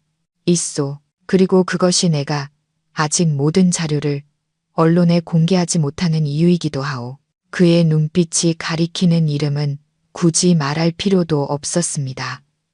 저 또한 그 이름을 짐작하고 있었으니까요. 그 이름은 수많은 사람들에게 비바람을 막아줄 수 있을 만큼의 무게를 가지고 있었습니다. 이해하겠소? 그가 말을 이었습니다. 만약 엉뚱한 사람을 건드린다면 자네와 나 모두 진범의 얼굴을 보기도 전에 묻혀버릴 것이오. 저는 침묵했습니다. 제 마음속에는 그날 아침 차에 오르기 전 어색하게 웃던 진우의 모습이 떠올랐습니다. 그리고 농담 반 진담 반으로 던졌던 말. 만약 나한테 무슨 일 생기면 우리 엄마한테 꼭 알려줘야 한다. 저는 그 약속의 절반은 지켰지만 그를 위한 정의는 아직 온전히 되찾아주지 못했습니다. 앞으로 어떻게 하실 생각이십니까? 제가 물었습니다. 박 회장은 손에 쥔 지팡이를 가볍게 쥐었습니다. 뒤에서 날아올 또 다른 한 방을 기다릴 거요. 맹수는 궁지에 몰렸을 때야 비로소 진짜 주인을 향해 이빨을 드러내는 법이니 저는 그가 또다시 저를 미끼로 삼아 남은 배우를 끌어내려 한다는 것을 이해했습니다. 그날 밤 병원으로 돌아오자 어머니는 깨어 계셨습니다. 어머니는 저를 보며 온화하지만 깊은 눈빛으로 말씀하셨습니다. 그 사람 잡혔다면서. 아들아, 저는 멈칫했습니다. 어머니께서 알고 계실 줄은 몰랐습니다. 주무시는 줄 알았는데요. 이 늙은이가 아직 바보는 아니다. 어머니가 옅게 미소 지으셨습니다. 복도에 있는 텔레비전에서 온종일 나오더구나. 다 들었어. 어머니는 제 손을 잡으셨습니다. 앙상했지만 따뜻한 손이었습니다. 두렵지 않으냐? 저는 어머니를 바라봤습니다. 처음으로 바로 대답하지 못했습니다. 두려운가, 두렵지 않은가. 이제 그 경계는 아주 희미해졌습니다. 저는 그저 아무리 두려워도 끝까지 가야만 하는 일이 있다는 것만 알았습니다. 제가 부족할까봐 두려울 뿐입니다. 제가 작게 말했습니다. 어머니는 제 손을 더 가볍게 쥐셨습니다. 그렇다면 부족하지 않게 하거라. 나는 늙었어. 하루 더 사는 것이 복이다. 나 때문에 네가 해야 할 일을 중간에 그만두지 마라. 그 말씀에 목이 메어왔습니다. 어머니는 늘 그렇게 조용하지만 강인하게 당신의 약함으로 제 발목을 잡지 않으셨습니다. 다음 날 새벽 박 회장에게 심상치 않은 소식이 전해졌습니다. 구치소에 있는 이강진에게 낯선 무리가 접근을 시도했다는 것이었습니다. 접근은 아주 빠르고 은밀하게 이루어졌습니다. 면회 기록에는 이상한 점이 없었지만 CCTV에서 한 남자가 다른 교도관의 출입증으로 드나든 사실이 포착되었습니다. 그는 아무런 흔적도 남기지 않았지만 단 하나의 아주 작은 단서를 남겼습니다. 소매 끝에 수놓아진 검은 독수리 문양. 그 문양을 보자마자 박 회장의 얼굴색이 변했습니다. 역시 그놈이었어. 그가 중얼거렸습니다. 지난 10년간 배후에서 모든 비호 세력을 움직여온 자. 누구입니까? 제가 물었습니다. 그는 바로 대답하지 않았습니다. 지팡이를 쥔 그의 손이 미세하게 떨렸습니다. 마치 그 자신도 마지막 인물이 그일 줄은 몰랐다는 듯이. 이 자를 정면으로 상대한다면 자네가 그 끝을 살아서 볼 수 있을지 장담할 수 없소. 끝을 볼 필요 없습니다. 제가 대답했습니다. 저는 그저 진우의 누명을 벗겨주고 싶을 뿐입니다. 박 회장은 저를 똑바로 쳐다봤습니다. 그의 눈에는 전에 없던 무거운 고뇌가 서려 있었죠. 그렇다면 이제부터 자네의 모든 걸음은 칼날 위를 걷게 될 것이요. 그날 오후 제가 병원 구내식당에서 어머니의 죽을 사오던 길이었습니다. 낯선 남자가 제 어깨를 가볍게 스치고 지나갔습니다. 그는 고개를 숙여 사과하고는 인파 속으로 빠르게 사라졌습니다. 저는 그저 우연한 부딪힘이라고 생각했습니다. 하지만 병실에 돌아와 보니 제 주머니에 작은 쪽지 하나가 들어 있었습니다. 푸른 잉크로 쓰인 단 한 줄의 문장이었죠. 목숨이 아깝거든 더 이상 나서지 마라. 심장이 차갑게 식어내렸습니다. 저는 쪽지를 접어 주머니에 넣고 창밖의 하얀 빗줄기를 조용히 바라봤습니다. 협박은 이제 공공연하게 모습을 드러냈습니다. 마지막 맹수가 발톱을 드러내기 시작한 것이었습니다. 그리고 저는 아주 명확하게 알았습니다. 이 순간부터 앞으로의 길에는 더 이상 망설일 자리가 없다는 것을요. 주머니 속 쪽지는 뜨거운 숯덩이 같았습니다. 살갗을 태우지는 않았지만 온종일 제 마음을 들끓게 하기에는 충분했죠. 저는 어머니께 말씀드리지 않았습니다. 이미 쇠약해지신 어머니께 또 다른 걱정을 안겨드릴 수는 없었습니다. 저는 평소처럼 어머니께 죽을 떠먹여 드리고 병원의 사소한 이야기를 하며 아무 일도 없는 척했습니다. 하지만 어머니께서 잠드신 후에야 저는 조용히 복도로 나와 화에게 전화를 걸었습니다.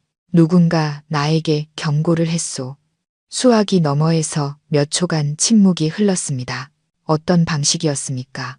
주머니에 쪽지를 넣어놨더군. 화가 짧게 숨을 내쉬었습니다. 그렇다면 배후의 인물이 공식적으로 모습을 드러낸 셈이군요. 박 회장님께서도 방금 비슷한 신호를 받으셨습니다. 검은 독수리 말이요. 제가 물었습니다. 네, 단 한마디였지만 사태의 심각성이 저희의 예상을 훨씬 뛰어넘었음을 알 수 있었습니다. 저는 전화를 끊고 병실로 돌아왔습니다. 수면 등 불빛이 어머니의 수척한 얼굴 위로 쏟아졌습니다. 세월의 흔적이 주름마다 깊게 패여 있었죠. 저는 자리에 앉아 어머니의 손을 아주 가만히 잡았습니다. 따뜻했지만 너무나도 연약한 손이었습니다. 그 순간 저는 막다른 길에 몰린다는 것이 어떤 의미인지 절실히 깨달았습니다. 다음 날 아침 저는 이른 시간부터 박 회장에게 호출되었습니다. 저택에는 이전과 같은 삼엄한 경비는 없었지만 한 걸음 한 걸음이 타일 바닥에 선명하게 울릴 정도로 무거운 공기가 흘렀습니다. 독수리 문양의 배우는 박 회장이 천천히 말했습니다. 한때 오랫동안 보안 시스템에 고위직에 있었던 인물이요. 그 후 개인 사업가로 나섰지만 과거의 인맥은 그대로 유지하고 있지. 그 말은 그가 여러 방면에 영향력을 행사할 수 있다는 뜻이군요. 제가 말했습니다. 그는 고개를 끄덕였습니다. 그에게 이강진은 그저 드러난 졸에 불과하오.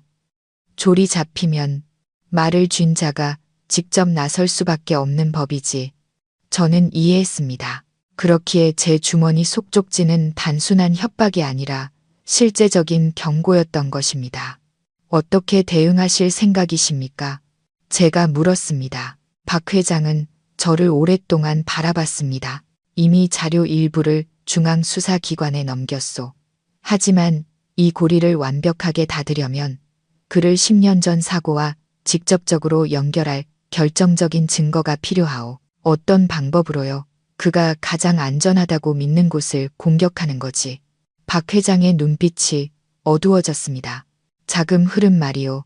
계획은 아주 신중하게 세워졌습니다. 박 회장의 사람들은 과거 이강진과 연관된 위성회사들을 다시 조사하며 수년간의 비정상적인 자금 흐름을 추적하기 시작했습니다. 하지만 그 독수리는 너무나도 노련했습니다. 겹겹이 쌓인 위장막은 미로와도 같았죠. 더 깊이 들어가기 위해서는 무게감 있는 미끼가 필요했습니다. 그리고 그 미끼는 또다시 저였습니다. 그들은 내가 두려움에 떨며 회장님과 관련된 모든 것을 팔아치우고 도망치려 한다고 생각하게 될 것이오. 제가 말했습니다. 박 회장은 고개를 끄덕였습니다. 그가 자네가 목숨을 부지하기 위해 모든 관계를 끊으려 한다고 믿게 되면 반드시 사람을 보내 접근해 올 것이오. 저는 오랫동안 침묵했습니다. 10년 전 저는 친구를 잃었습니다.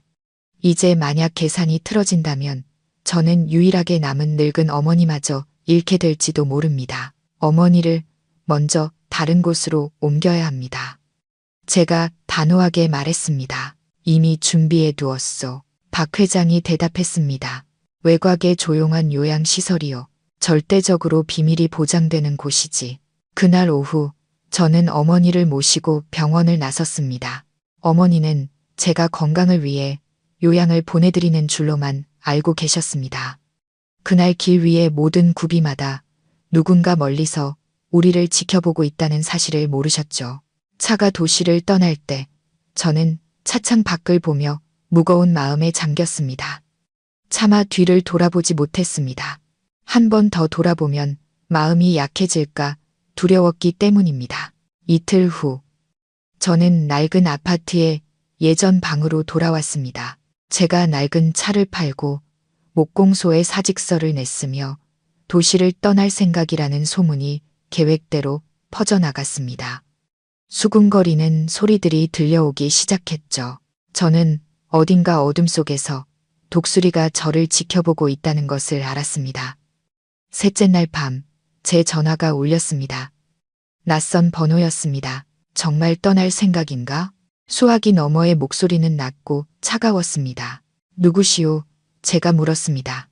작은 웃음소리가 들려왔습니다. 내가 누군지는 알 필요 없어. 그저 네가 끼어들지 말아야 할 일이 있다는 것만 알면 돼. 내 친구의 죽음과 관련된 일 말이오. 제가 천천히 말했습니다. 수화기 너머에서 몇 초간 침묵이 흘렀습니다. 네가 지금까지 살아있는 건 겁을 먹을 줄 알기 때문이야. 그 현명함을 잃지 마라. 그럼 값을 부르시오. 짧은 숨소리가 들렸습니다. 얼마면 되겠나? 영원히 사라지는데. 저는 입술을 굳게 다물었습니다.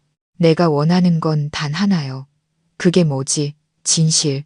전화는 갑자기 끊겼습니다.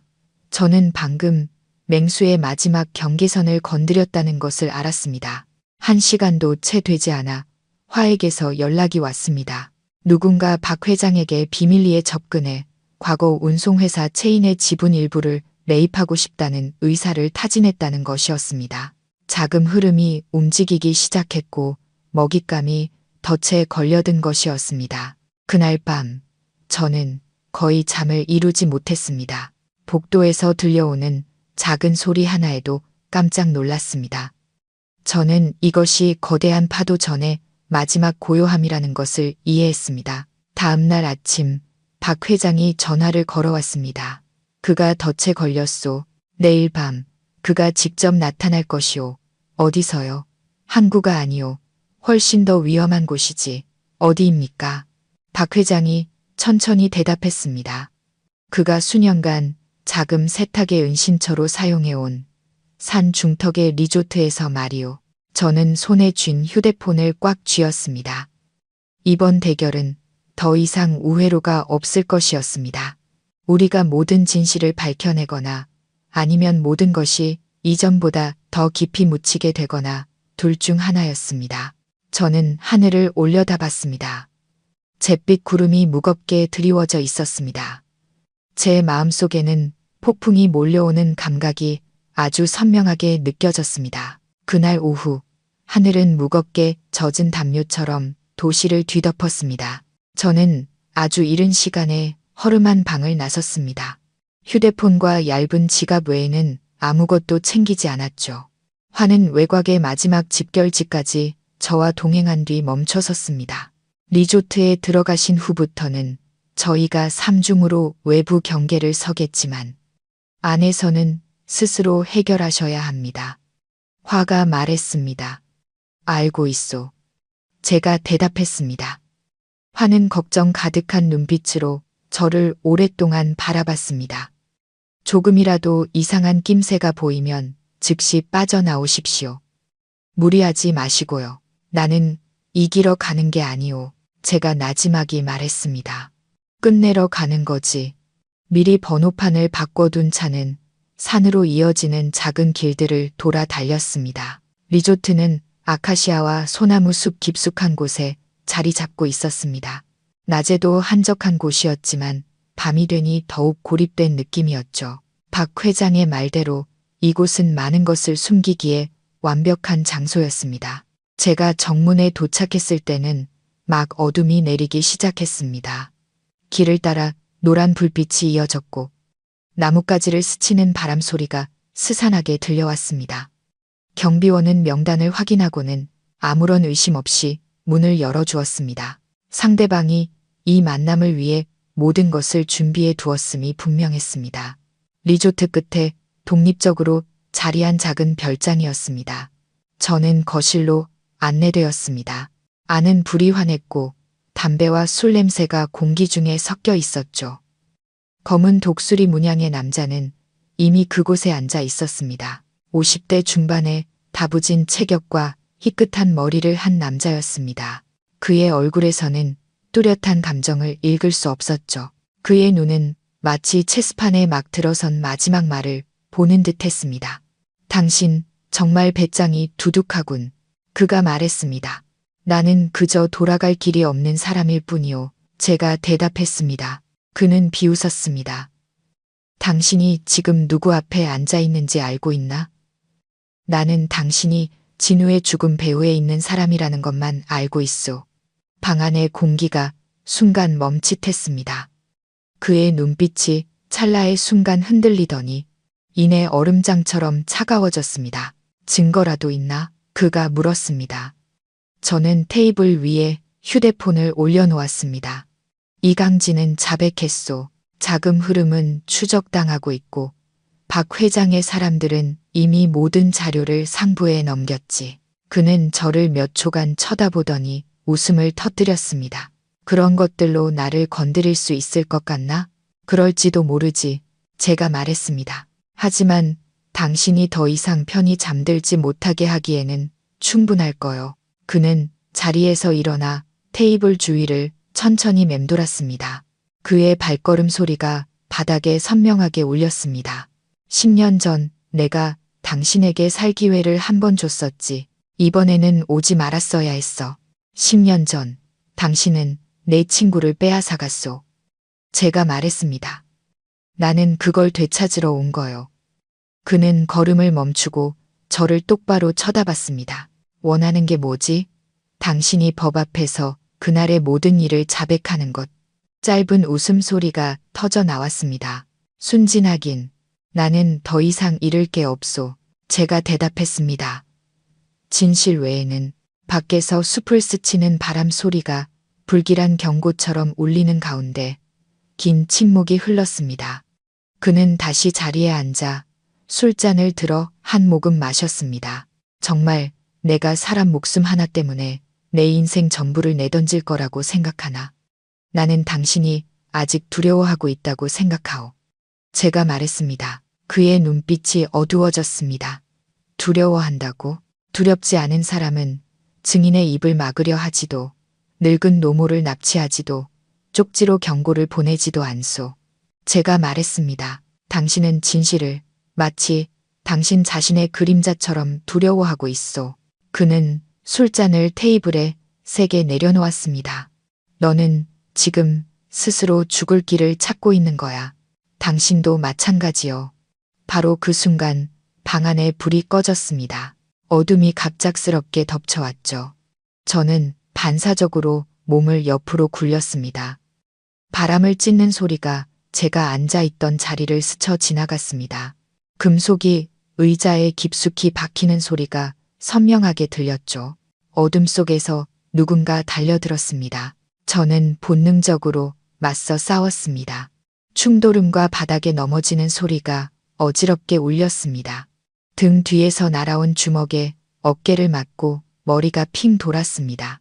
저는 겨우 균형을 잡고 손으로 테이블 위에 딱딱한 물건을 더듬어 잡았습니다. 그리고 앞을 향해 온 힘을 다해 휘둘렀죠. 고통스러운 비명과 함께 불이 다시 켜졌습니다. 방은 엉망진창이었습니다. 한 남자가 가슴을 부여잡고 바닥에 쓰러져 있었고 독수리는 몇 미터 떨어진 곳에서 이미 장전된 권총을 들고 서 있었습니다. 총구는 저를 똑바로 향하고 있었죠. 네가 선을 넘었다. 그가 천천히 말했습니다. 저는 심장이 미친 듯이 뛰었지만 똑바로 서서 대답했습니다. 당신도 마찬가지요. 바로 그때였습니다. 밖에서 사이렌 소리가 멀리서부터 울려 퍼지며 고요한 산속의 정적을 찢었습니다. 청색과 적색 경광등이 나뭇가지들을 스쳐 지나갔습니다. 독수리는 창밖을 쳐다봤고 그의 얼굴색이 완전히 변했습니다. 박태진, 그가 이를 갈았습니다. 다급한 발소리가 문 밖에서 울려 퍼졌습니다. 문이 부서지며 박 회장의 사람들과 경찰 병력이 순식간에 들이닥쳤습니다. 독수리는 한 걸음 뒤로 물러섰습니다. 손에 쥔 총이 미세하게 떨렸죠. 그는 체스판이 완전히 뒤집혔다는 것을 깨달았습니다. 저는 그를 똑바로 쳐다봤습니다. 게임은 끝났소. 총이 그의 손에서 떨어져 바닥에 둔탁한 소리를 내며 굴렀습니다. 수갑이 그의 손목에 채워지는 순간 저는 다리에 힘이 풀리는 것을 느꼈습니다. 식은땀이 등을 흠뻑 적셨죠. 지난 10년간 기다려온 결말이 마침내 모습을 드러내기 시작했습니다. 리조트를 떠나는 길, 차는 숲속의 굽이진 길을 달렸습니다. 헤드라이트 불빛이 나무 기둥에 긴 흔적을 남겼고 제 머릿속에는 단 하나의 얼굴만이 떠올랐습니다. 진우의 얼굴이었습니다. 저는 마음속으로 그에게 속삭였습니다. 이제 곧 모든 게 끝날 거야. 산 중턱 리조트에서의 그 밤 이후 저는 거의 탈진 상태였습니다. 독수리를 태운 차가 커브길 너머로 완전히 사라지고 나서야 저는 겨우 의자에 등을 기대고 눈을 감을 수 있었습니다. 관자놀이가 지끈거렸고 심장은 가슴 속에서 망치처럼 울렸죠. 10년간 억눌러왔던 모든 것이 하룻밤 사이에 터져 나온 것 같았습니다. 하지만 범인을 잡았다고 해서 정의가 실현된 것은 아님을 알고 있었습니다. 박 회장은 그날 밤 다른 안전가옥에서 저를 만났습니다. 제가 들어섰을 때 그는 봉인된 서류 더미를 앞에 두고 조용히 앉아 있었습니다. 마침내 그놈을 빗속으로 끌어냈군. 그의 목소리는 눈에 띄게 잠겨 있었습니다. 하지만 이건 시작일 뿐입니다. 제가 대답했습니다. 그는 저를 오랫동안 바라보다가 천천히 고개를 끄덕였습니다. 맞소. 그놈 뒤에는 아직 10년간 숨어 지내던 자들이 남아있지. 하지만 적어도 가장 큰 줄기는 끊어냈소. 다음날 새벽 독수리의 체포 소식은 수사기관 내부에서 공식적으로 발표되었습니다. 모든 것은 언론의 소란 없이 아주 조용히 진행되었죠. 그날의 수송사고와 관련된 대규모 재수사가 비밀리에 시작되었습니다. 저는 날이 밝자마자 병원으로 돌아왔습니다. 어머니는 여전히 주무시고 계셨죠. 링거액이 제 마음속 무너진 것들을 치유하려는 듯 시간의 흐름처럼 천천히 규칙적으로 떨어졌습니다. 저는 어머니의 침대 곁에 앉아 앙상한 손을 잡았습니다. 마음속이 이상하게 텅 빈 것 같았죠. 진우야, 이제 거의 다 왔어. 저는 마음속으로 속삭였습니다. 내가 곧 너를 제자리로 돌려놓을게. 사흘 후 옛 회계사였던 난시가 공식적으로 소환되었습니다. 저는 조사에 참여할 수 없었지만 작은 정보 하나하나가 박 회장을 통해 제게 전달되었습니다. 10년 전의 검은 돈 흐름이 한 겹 한 겹 벗겨지기 시작했습니다. 소문으로만 존재하던 이름들이 공식 서류에 등장하기 시작했죠. 이강진은 특별수사 대상으로 전환되었고 독수리는 겹겹이 쌓인 모든 혐의와 마주할 위기에 처했습니다. 구치소에서의 비밀 접촉은 완전히 끊겼고 배후 세력은 사방에서 터져나오는 구멍을 막기에 급급했습니다. 하지만 수사가 깊어질수록 저는 보이지 않는 거대한 힘이 모든 것을 억누르고 있다는 것을 느꼈습니다. 서류는 이 부서에서 저 부서로 옮겨 다니며 아주 더디게 진행되었습니다. 모든 것이 끝날 것처럼 보이다가도 다시 뒤로 밀려나기 일쑤였죠. 저는 최후의 적이 아직 포기하지 않았다는 것을 이해했습니다. 어느 날 오후 제가 어머니께 죽을 떠먹여 드리고 있을 때 화가 들어왔습니다. 그의 얼굴에는 긴장감이 역력했죠. 그들이 반격을 시작했습니다. 어떤 방식으로 언론을 이용하고 있습니다. 화가 작게 말했습니다. 박 회장님께 불리한 정보들을 조금씩 흘리고 과거 사업 활동에 대해 흠집을 내고 있습니다. 저는 지친 듯 눈을 감고 계신 어머니를 보았습니다. 한 사람씩 차례로 공격하는군. 네, 다음 목표는 선생이 될 수도 있습니다. 화가 나지막이 말했습니다. 그날 밤 박 회장이 저를 불렀습니다. 그의 책상 위에는 이전과 달리 얇은 서류철 하나만 놓여 있었죠. 놈들이 여론의 방향을 바꾸려 하고 있어. 진실을 덮을 수 없게 되자 진실 자체를 의심하게 만들려는 거지. 제가 뭘 하면 되겠습니까? 그는 저를 오랫동안 바라봤습니다. 선생이 직접 대중 앞에 나서야 하오. 저는 그 자리에 굳었습니다. 저는 그저 평범한 사람입니다. 선생이 평범한 사람이기에 선생의 말이 정치적인 함정으로 비치지 않을 것이오. 그의 목소리가 낮아졌습니다. 선생은 생존자이자 증인이며 협박당하고 가족이 납치되었던 피해자요. 오직 선생만이 다른 사람들이 할 수 없는 말을 할 수 있소. 저는 할 말을 잃었습니다. 제가 10년간 묻어두었던 피비린내 나는 과거를 대중 앞에서 이야기하게 될 줄은 상상도 못했습니다. 많은 말을 할 필요는 없소. 박 회장이 말을 이었습니다. 그저 진실을 말하면 돼오. 나머지는 법이 할 것이니. 저는 아주 늦게 허름한 방으로 돌아왔습니다. 텅 빈 방 안에서 낡은 철제 침대가 삐걱거리는 소리를 냈습니다.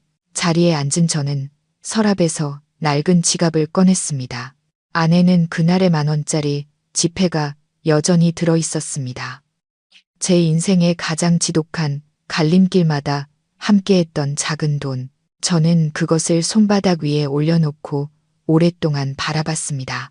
10년 전 그것은 모욕이었습니다. 10년 후 그것은 경멸로부터 인간이 바닥까지 떨어질 수 있지만 그 바닥에서부터 다시 일어설 수 있다는 것을 상기시켜주는 증표가 되었습니다.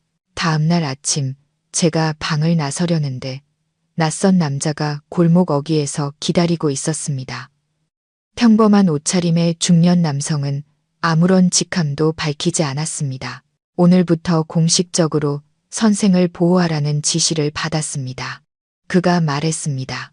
선생의 신분은 이제 특별 증인으로 분류되었습니다.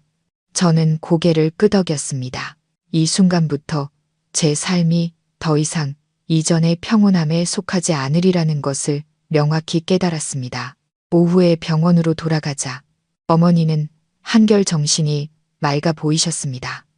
저는 어머니의 손을 잡고 나지막이 말했습니다. 어머니, 당분간 제가 잠시 집을 비워야 할 것 같습니다. 하지만 걱정 마세요. 꼭 돌아올게요. 어머니는 저를 오랫동안 바라보셨습니다. 그 눈에는 놀라움 대신 조용한 끄덕임이 있었습니다. 네가 해야 할 옳은 일을 하러 가거라. 엄마는 여기서 괜찮다. 그 말씀은 제 심장을 가로지르는 칼날 같았지만 동시에 제가 물러서지 못하게 묶어주는 마지막 밧줄이기도 했습니다. 그날 저녁 박 회장은 제게 마지막 소식을 전했습니다. 내일 10년 전 사건이 공개적으로 재조명될 것이요. 선생이 언론 앞에서 첫 번째 증인으로 서게 될 것이요. 저는 오랫동안 가만히 서서 저택의 어두운 정원을 내다봤습니다. 나뭇가지를 스치는 바람이 살을 애는 듯 차가웠습니다. 긴 여정이 마침내 끝을 향해 가고 있었습니다. 하지만 저는 빛이 진정으로 나타나기 전 어둠은 언제나 모든 것을 마지막으로 한 번 더 삼키려 한다는 것을 알고 있었습니다. 그날 아침 저는 동이 트기도 전에 병원을 나섰습니다. 어머니 곁에는 간병인이 붙어 있도록 조치되어 있었습니다. 저는 몸을 숙여 어머니의 얇은 이불을 덮어드렸습니다. 어머니는 제 손을 한참 잡고 있다가 놓으셨습니다. 가거라, 아들아. 어머니가 나지막이 말씀하셨습니다. 내가 해야 할 일 온전히 마치거라. 저는 차마 어머니의 눈을 오래 보지 못하고 고개를 끄덕인 뒤 서둘러 돌아섰습니다. 기자회견장은 외곽의 한 컨벤션 센터에 마련되었습니다. 차가 멈추자 제 눈앞에는 수십 개의 카메라 렌즈와 마이크, 그리고 쉴 새 없이 터지는 플래시가 펼쳐졌습니다. 이런 인파 앞에서 본 적은 단 한 번도 없었습니다. 양손이 차갑게 식었고 손바닥에서는 식은땀이 배어 나왔습니다. 박 회장이 저와 함께 차에서 내렸습니다. 그는 느리지만 꼿꼿한 자세로 차분한 눈빛을 유지했죠. 화는 바로 뒤에서 저를 안심시키려는 듯 작게 고개를 끄덕였습니다. 회견장 안의 공기는 무겁게 압축된 듯 했습니다. 수사기관 대표들이 앞줄에 앉아 있었고 반대편에는 기자들이 줄지어 앉아 있었습니다. 제가 자리에 앉기도 전에 호기심과 의심, 그리고 탐색하는 듯한 시선들이 제게 쏟아졌습니다. 사회자가 기자회견에 이유를 발표했습니다. 10년 전에 수송사고 이름이 불리는 순간 제 심장이 세차게 뛰었습니다. 굳게 닫아두었던 낡은 기억들이 갑자기 터져 나왔습니다. 사건의 직접적인 증인이신 김민준 씨의 말씀을 듣겠습니다. 저는 자리에서 일어섰습니다. 그 순간 주변의 모든 소음이 가라앉는 듯 했습니다. 오직 제 가슴 속에서 울리는 심장 소리만이 선명하게 들렸죠. 저는 꾸밈없이 피하지 않고 한마디 한마디 천천히 말했습니다. 저는 10년 전 그날 아침 진우와 함께 기밀 문서를 싣고 예정된 경로를 따라 이동하던 때를 이야기했습니다. 갑작스럽게 변경된 이동 경로, 급커브 길에서 전복된 차량, 폭발음과 화염, 그리고 마지막 숨을 몰아쉬며 저를 부르던 진우의 희미한 목소리를 이야기했습니다. 그리고 그 후 죄책감 속에서 살았던 시간. 의심은 있었지만 증거가 없었던 나날들을 이야기했습니다. 박 회장과의 재회, 그리고 진실의 껍데기를 벗겨내는 도화선이 되었던 바닥에 내동댕이 쳐진 10,000원짜리 지폐에 대해서도 이야기했습니다. 제가 말을 멈추자 회견장은 잠시 정적에 휩싸였다가 이내 빗발치는 질문들이 쏟아졌습니다. 사고가 아니라고 확신할 만한 증거가 있습니까? 10년간 침묵하다가 지금에서야 폭로하는 동기가 무엇입니까? 누군가의 사주를 받은 것은 아닙니까? 저는 질문의 포위 속에서 단 하나의 잘못된 대답이 모든 것을 무너뜨릴 수 있다는 것을 깨달았습니다. 저는 박 회장 쪽을 바라봤습니다. 그는 아무런 신호도 긍정도 부정도 하지 않았습니다. 그저 제가 스스로의 두 발로 서도록 내버려 두었죠. 증거는 수사기관에 제출되었습니다. 제가 말했습니다. 제게는 죽은 친구의 진실을 되찾는 것 외에 다른 동기는 없습니다. 10년 전 저는 의심 외에는 아무것도 없었기에 침묵했습니다. 10년 후 저는 진실을 가졌기에 목소리를 냅니다. 한 기자가 벌떡 일어섰습니다. 보복이 두렵지는 않습니까? 저는 몇 초간 침묵하다가 대답했습니다. 한때는 무척 두려웠습니다. 하지만 그들이 제 입을 막기 위해 늙은 어머니를 납치했을 때 저는 더 이상 도망치는 것이 선택지가 아님을 깨달았습니다. 회견장 안에서 웅성거리는 소리가 커졌습니다. 바로 그때 회견장 문이 열리고 한 무리의 사람들이 안으로 들어왔습니다. 그 중에는 이강진도 있었습니다. 그는 눈에 띄게 수척해졌고 양손에는 수갑이 채워져 있었습니다. 그의 뒤에는 독수리라 불리던 남자가 있었습니다. 그의 얼굴에는 더 이상 리조트에서의 냉정함이나 오만함은 없었습니다. 그저 부서진 계획과 지친 기색만이 남아 있었죠. 공기는 즉시 활시위처럼 팽팽해졌습니다. 수사기관 대표가 초기 수사 결과를 발표했고 공식적인 구속영장 발부 사실이 모든 언론 앞에서 공표되었습니다. 독수리의 이름이 불리는 순간 회견장은 경악의 소리로 술렁였습니다. 그 이름은 모두가 한 번쯤 들어봤고 권력과 질서라는 화려한 껍데기 뒤에서 보았던 이름이었습니다. 저는 그들을 가만히 바라봤습니다. 지난 10년간 이 순간을 수없이 상상해왔지만 막상 현실이 되자 통쾌함은 느껴지지 않았습니다. 그저 과거의 한 조각이 제자리를 찾아간 듯한 이상한 공허함만이 느껴졌죠. 기자회견은 거의 3시간 만에 끝났습니다. 제가 밖으로 나왔을 때 햇살은 이미 높이 솟아 있었습니다. 질문들은 여전히 저를 둘러쌌지만 저는 더 이상 대답하지 않았습니다. 해야 할 말은 이미 안에서 모두 했으니까요. 그날 오후 저는 병원으로 돌아왔습니다. 어머니는 침대에 등을 기댄 채 창밖을 바라보고 계셨습니다. 제가 들어서는 것을 보자 희미하게 미소 지으셨습니다. 다 끝났느냐, 아들아? 저는 고개를 끄덕였습니다. 네, 끝났습니다. 어머니, 어머니는 더 묻지 않으시고 그저 제 손을 꽉 잡아주셨습니다. 그것만으로도 충분하다는 듯이 그날 저녁 박 회장은 제가 기다리면서도 두려워했던 소식을 전해왔습니다. 모든 서류가 기소 단계로 넘어갔다는 것이었습니다. 재판은 아주 가까운 시일 내에 공개적으로 열릴 것이라고 했습니다. 저는 병원 복도에 홀로 앉아 있었습니다. 타일 바닥에 길게 비친 불빛을 보며 진우의 얼굴, 그의 선한 미소, 그리고 화염 속에서 내 이름을 부르던 목소리를 떠올렸습니다. 이제 한 걸음 남았다. 저는 마음속으로 속삭였습니다. 내가 곧 너를 데리러 갈게. 하지만 저는 진실의 마지막 문이 언제나 가장 열기 힘든 문이라는 것을 잘 알고 있었습니다.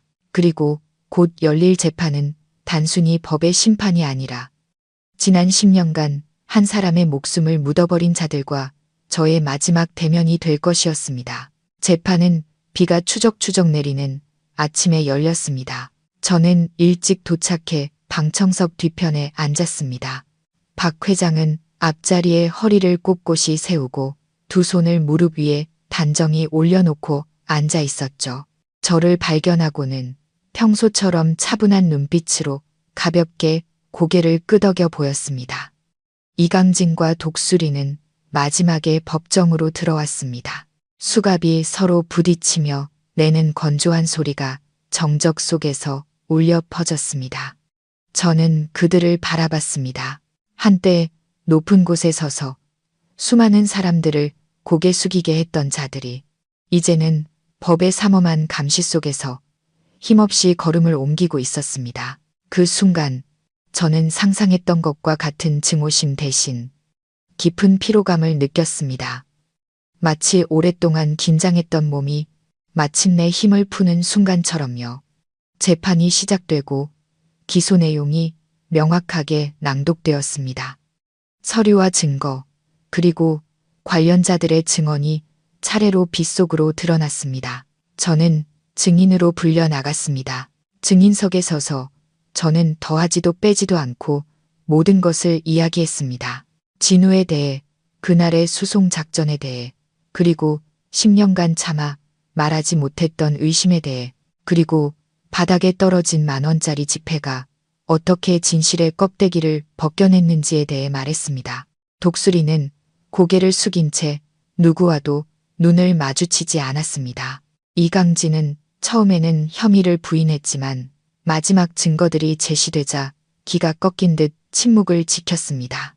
법정 안의 시간은 분 단위로 무겁게 흘러갔습니다.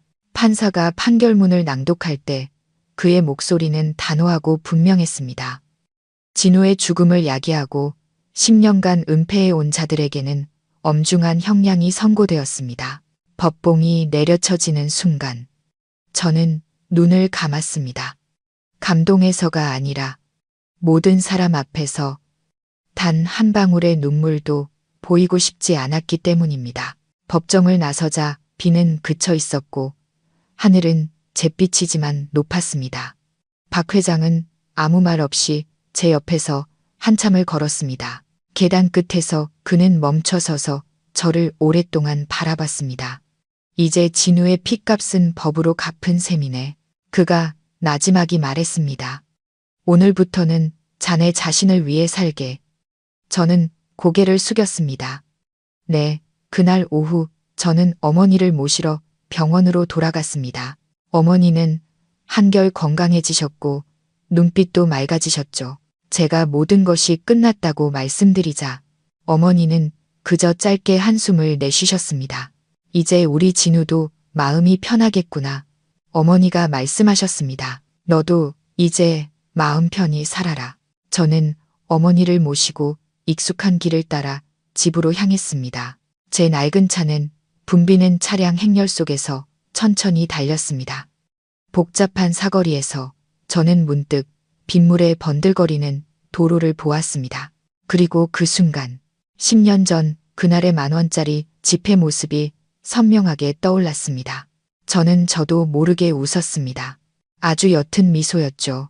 사람들은 때로 아주 작은 것으로 다른 일을 짓밟을 수 있다고 생각합니다. 하지만 바로 그 작은 것에서부터 묻혀있던 거대한 진실이 땅 위로 끌어올려지기도 하는 것이었습니다. 그 후 제 삶은 서서히 예전의 리듬을 되찾아갔습니다. 일찍 출근하고 집에 돌아와 어머니의 밥을 짓고 정기적으로 어머니를 모시고 병원에 갔습니다.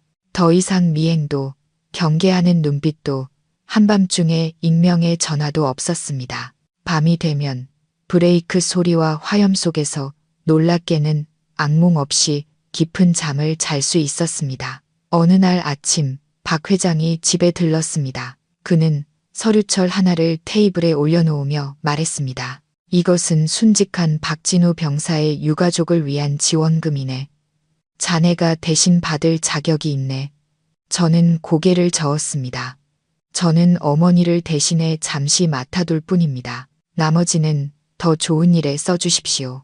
그는 붉어진 눈으로 저를 바라보다가 마침내 천천히 고개를 끄덕였습니다. 한 달 후 옆 동네의 임무 중 순직한 장병들의 유가족을 위한 작은 추모관이 착공되었습니다. 개관식 날 어머니는 중앙에 정중하게 걸린 진우의 사진 앞에서 오랫동안 서 계셨습니다. 어머니는 울지 않으시고 그저 사진 액자를 가만히 쓸어보시더니 제게 돌아서서 말씀하셨습니다. 보이지?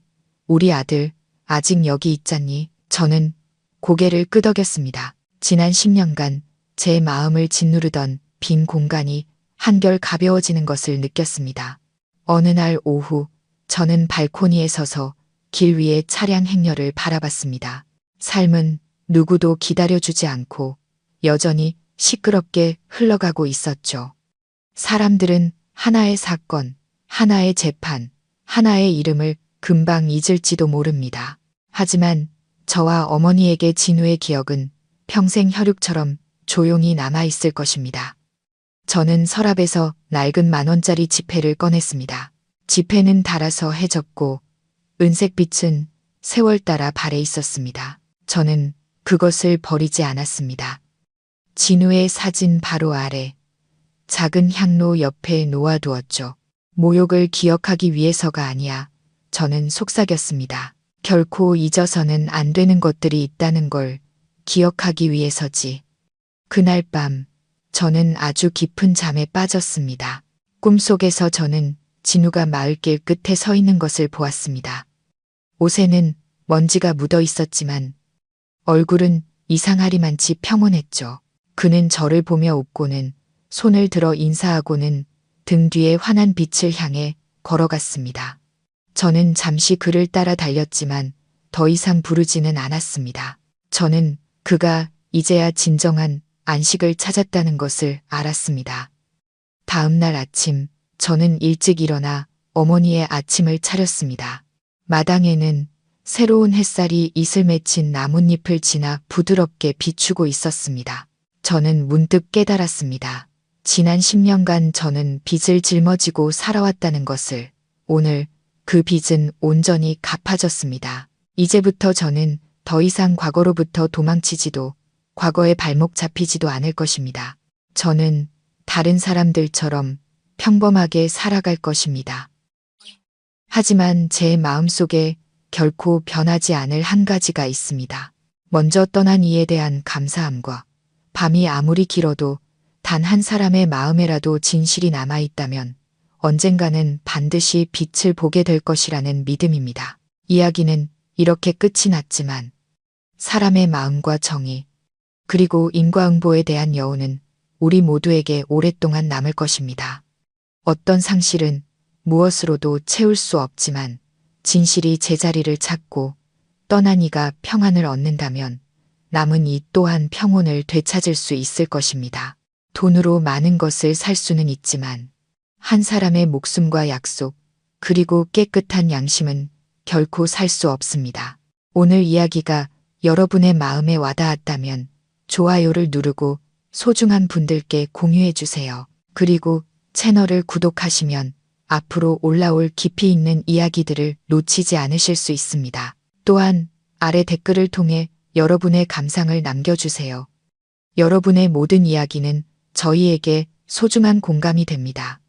마지막 순간까지 경청해 주셔서 감사합니다. 다음 주 이 시간 새로운 이야기로 다시 찾아뵙겠습니다.